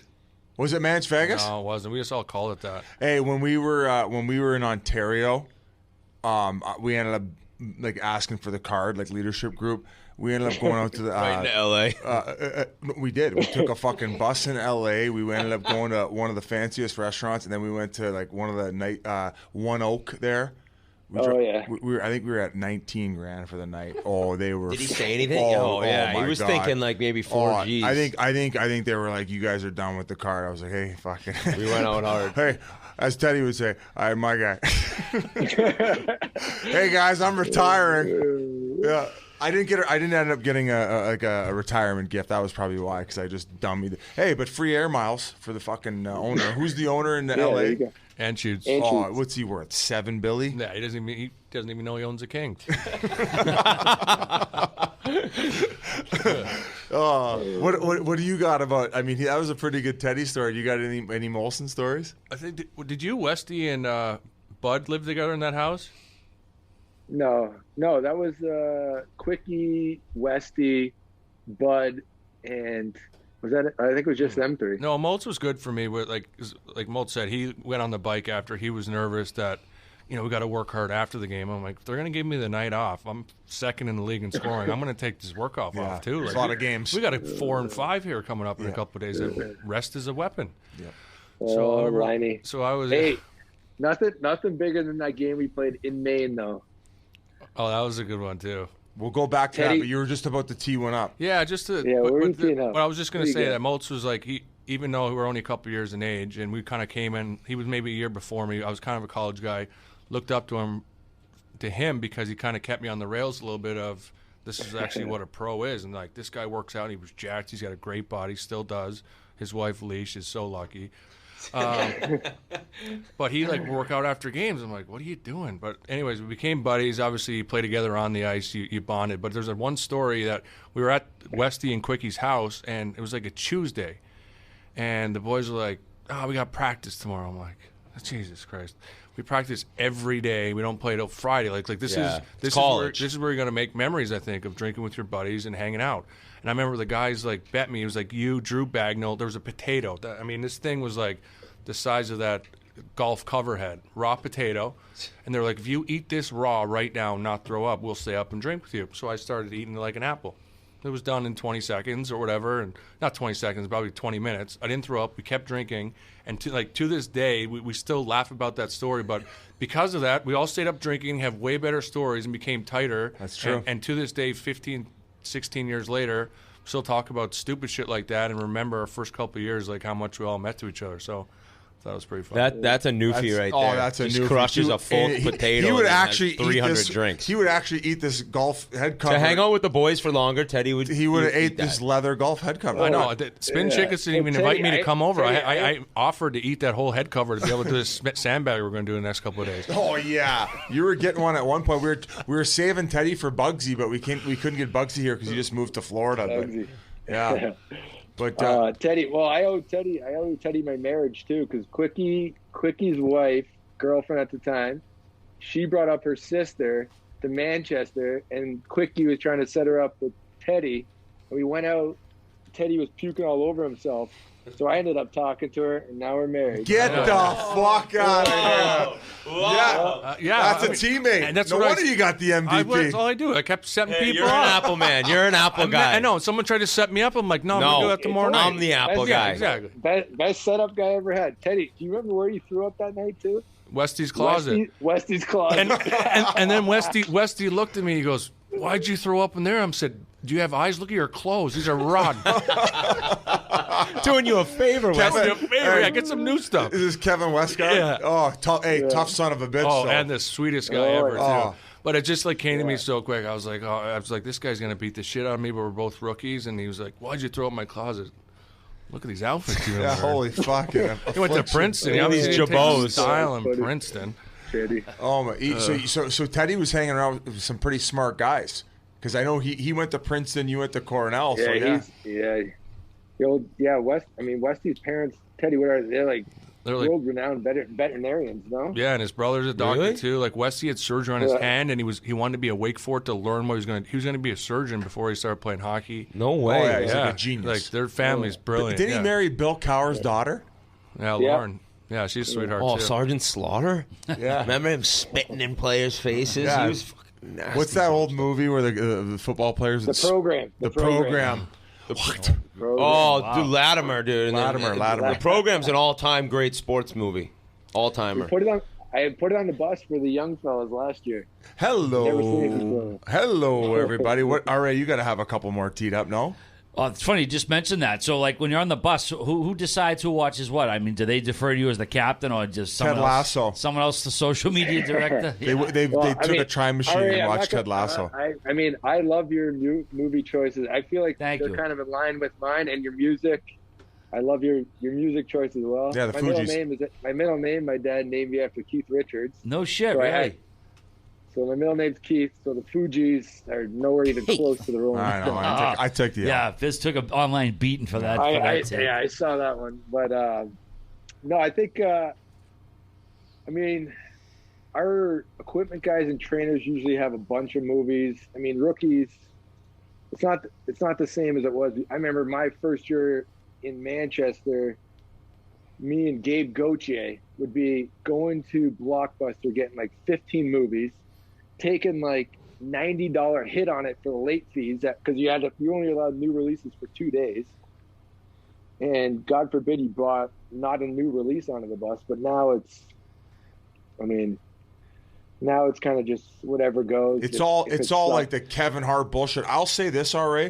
I think because we got a bunch of junior kids listening to us, you should do recommendations for these bus rides. Because I know looking back, like I know even when I was in Ontario, like not to chirp backy, he would have some tough movie choices. I think he was a big Kevin Hart guy, but I would have loved to have watched all the classics while I was on the bus because I was always in love with them. And we hear all the time these young kids that haven't seen Slapshot or they haven't seen Young Blood or these like classics. It's like someone's got to show the way. I would say 99% of my Hershey Bears team has not seen Slapshot or even know. I wouldn't draft a kid if he'd never seen Slapshot. What was the second part, Moles? Or they haven't seen Slapshot or even know what Youngblood is. Dude, these kids are so young. They're like parents probably don't even let them watch the movies. They're just like, guys. They're living it out, crushing the billet moms, just like the kid in Youngblood. My son just turned 8. I'm thinking of showing him Slapshot. Miss McGill.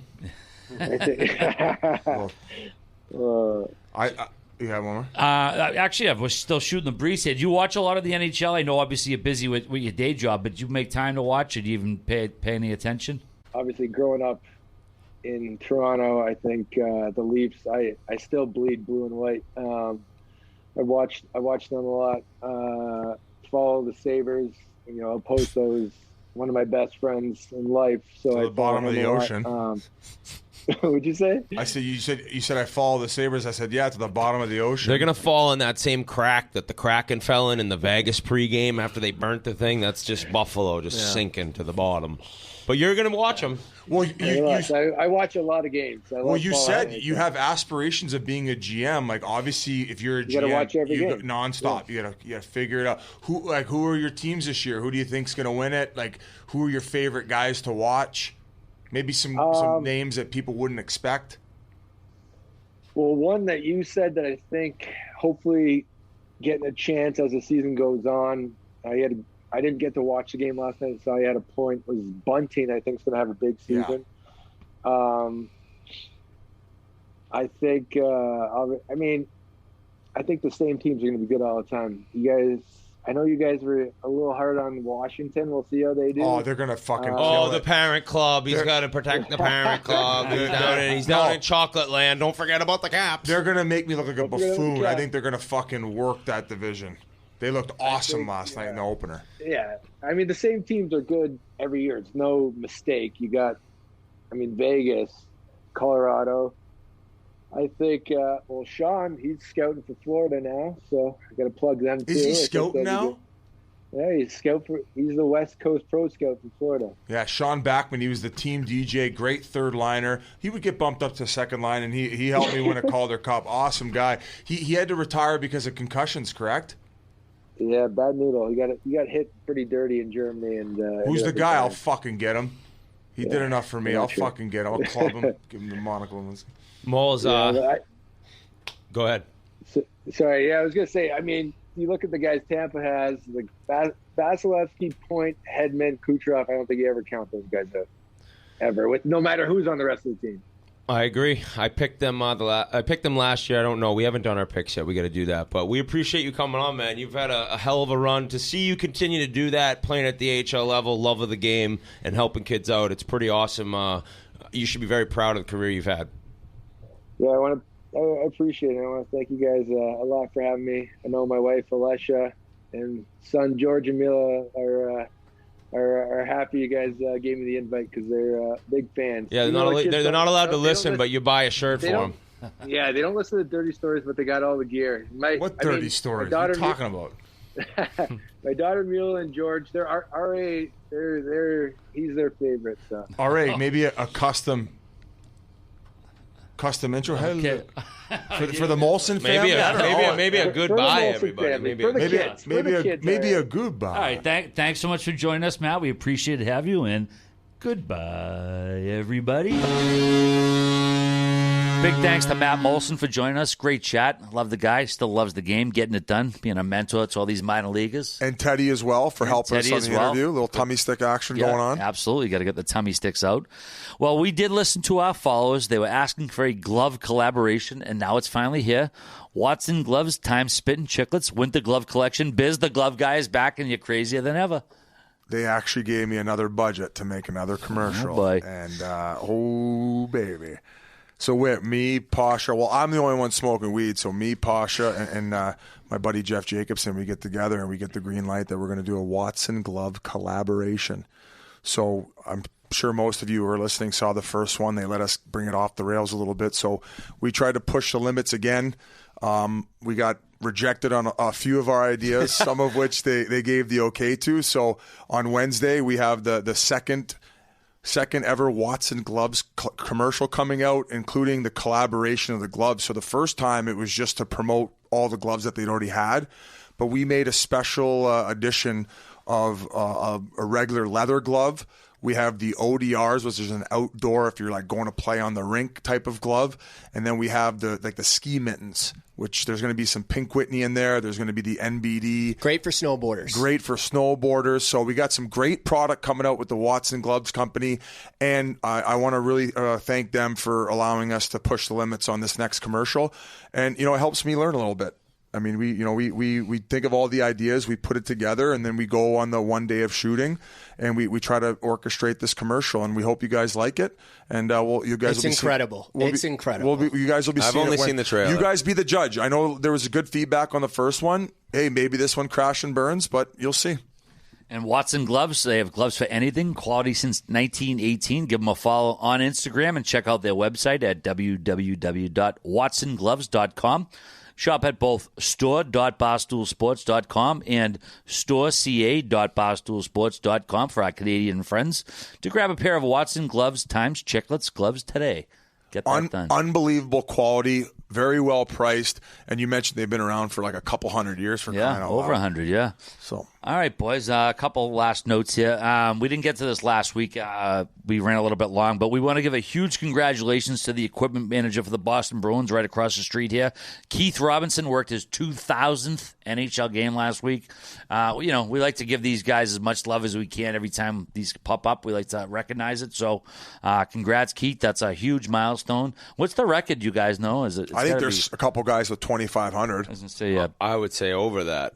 Yeah. I would probably say, yeah. I think maybe the Montreal Canadiens guy had 3,000 recently. I think he's done after this year, actually. I'm going to hit up Frosty and find out. Yeah. PJ Stock, who's in the room, just gave the thumbs up, so he knows. Pekka Rinne's number 35 will be the first jersey in team history to be retired on February 24th of 2022 for the Nashville Predators. Well-deserved is right.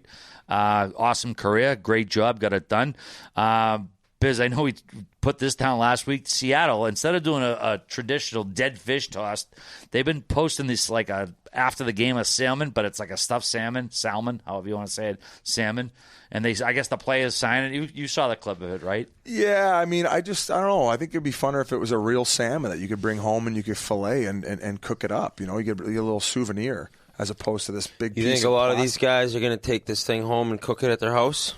I think they would. I think they would if they got it. These NHL players aren't going to go to a sick restaurant or go to the supermarket. They're just going to take one from the arena ice that was on the gross, sharpened, skated on, spit on ice, and they're going to go cook it.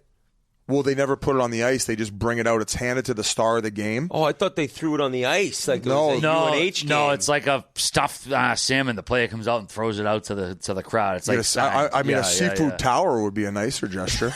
Get the crab legs on there, the snow crab, you're couple slurping mussels, in some oysters. Did you see they also do the Tanev cam? Have you seen that? They have like the Tanev picture when he's all like wild eyed, and like they have the fans in the audience do it. Yeah. Like if they're all geeked out. So the crackheads go nuts and they all do the Tanev look. Yeah, the literal crackheads are looking pretty so good. So I just figured since there's a nice fish market in town, they'd be able to get a nice fish to throw out in the crowd, and I think they would appreciate that more. A little sushi at the game. The AHL team next year is going to be starting in the Coachella Valley, the Coachella Valley Firebirds. They're going to be known, Biz. In Palm Springs. What a great spot for a team. Yeah. Oh, my God. A lot of senior citizens there. The nightlife's not like off the chain. If you like golf, yeah, that would be a good spot. So then they have that division that's already got, I believe, 8 teams now.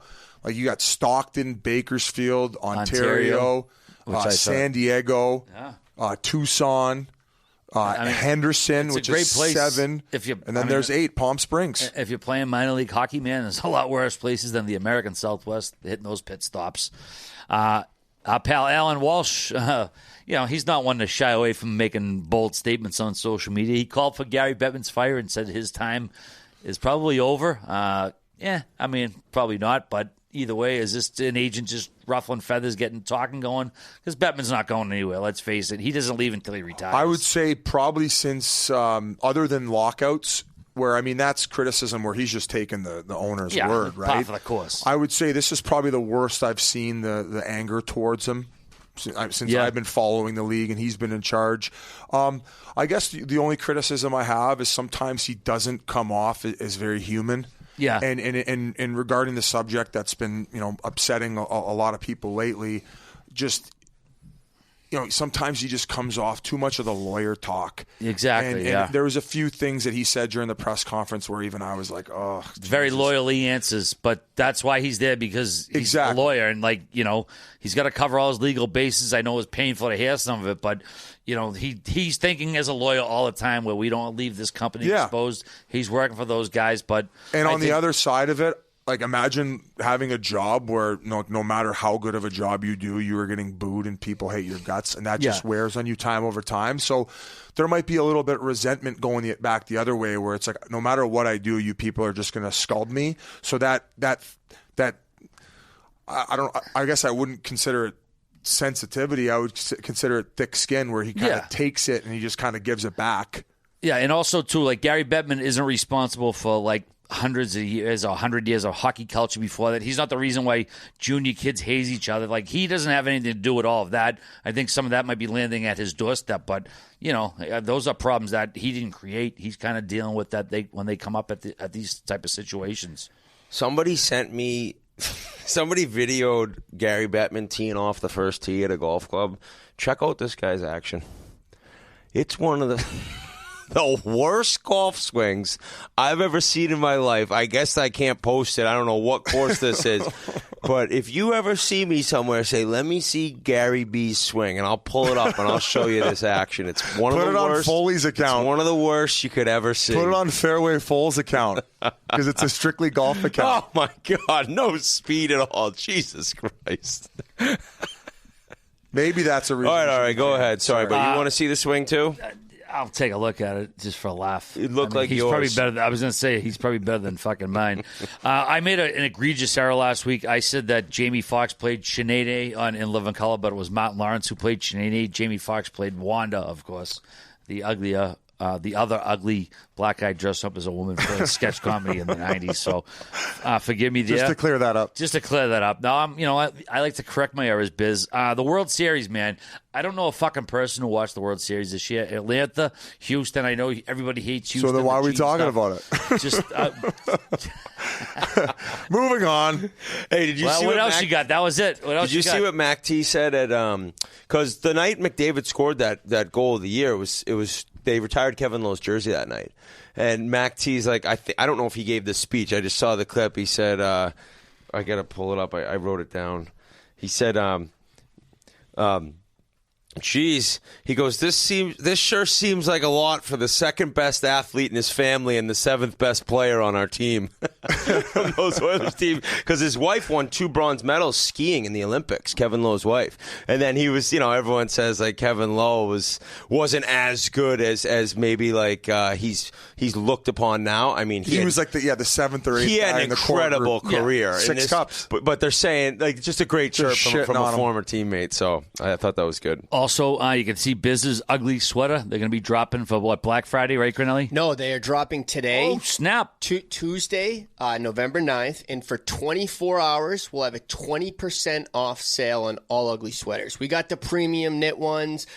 These ugly sweaters are comfy. They're comfy. They're awesome. And we have tons. We get the crew neck style, the premium knit. So on sale right now, BarstoolSports.com. And they're in Canada on sale, too. Our first Canadian sale. Exclusive. First Canadian sale. We got the store finally. What else do we got? We finally hooked you up. Go Edmonton. We got PJ Stock waiting to tackle a steak any second now, and I have nothing left on the docket, boys, unless you have anything else you want to share. Oh, yeah. I told some kid who gave me like a cigarette outside the bar. I'd shout out P&S Ravioli in Philly. Dude, this kid was the man. Shout out P&S Ravioli. They got hoagies. They got raviolis. Go give them a shot and shout out P&S Ravs. Couple of the random topics I had in my phone were that Klingberg pump fake. Oh, was that Dubois? I don't know, but he took somebody's soul. Oh, my God. 6 different pump fakes. He ends up going shelf. That was sick. That was very sick. What else you got written down? I had Stevie Y ripping the bong with Joe Veleno on the way to the Toronto game. That was about a week ago. Yeah. So he came out of the... Oh, I know. Yeah. The kid had to drive to his first NHL game where he ended up getting 2. I think he got 1-1, 2 points. But he drove with Stevie Y. And, thinking of driving to your first game with the GM is a nightmare for me. And, I mean, that would have been Craig Patrick for me. Unreal guy. Ray Sherrill, great guy. Bob Murray was a prick. He hated me. He was so mean to me. Bob Murray in Anaheim, just a real miserable bastard. So that would... I'm thinking of driving with him. Put the noise cancelers on. Oh, yeah. Tune them out. Just put on future episodes of Chiclets. I think that Yzerman's just so intimidating. The kid was probably just a little afraid the whole time, but he played great, so who knows what he said. The other thing I'd written down is RMU.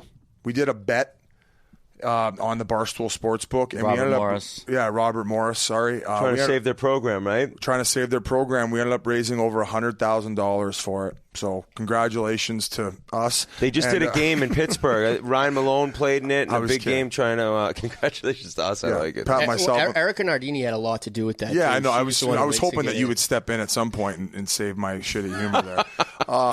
But hey, for a great cause. Did you already mention this, RA? Like the Pavel Bure thing? No. I'm just waiting to wrap up. That's all. I'm just thinking about what we're going to close with because, I think that's all I got. That is all we got. Folks, thanks for tuning in. Have a great week, and we'll see you next week. Peace. Let's go eat.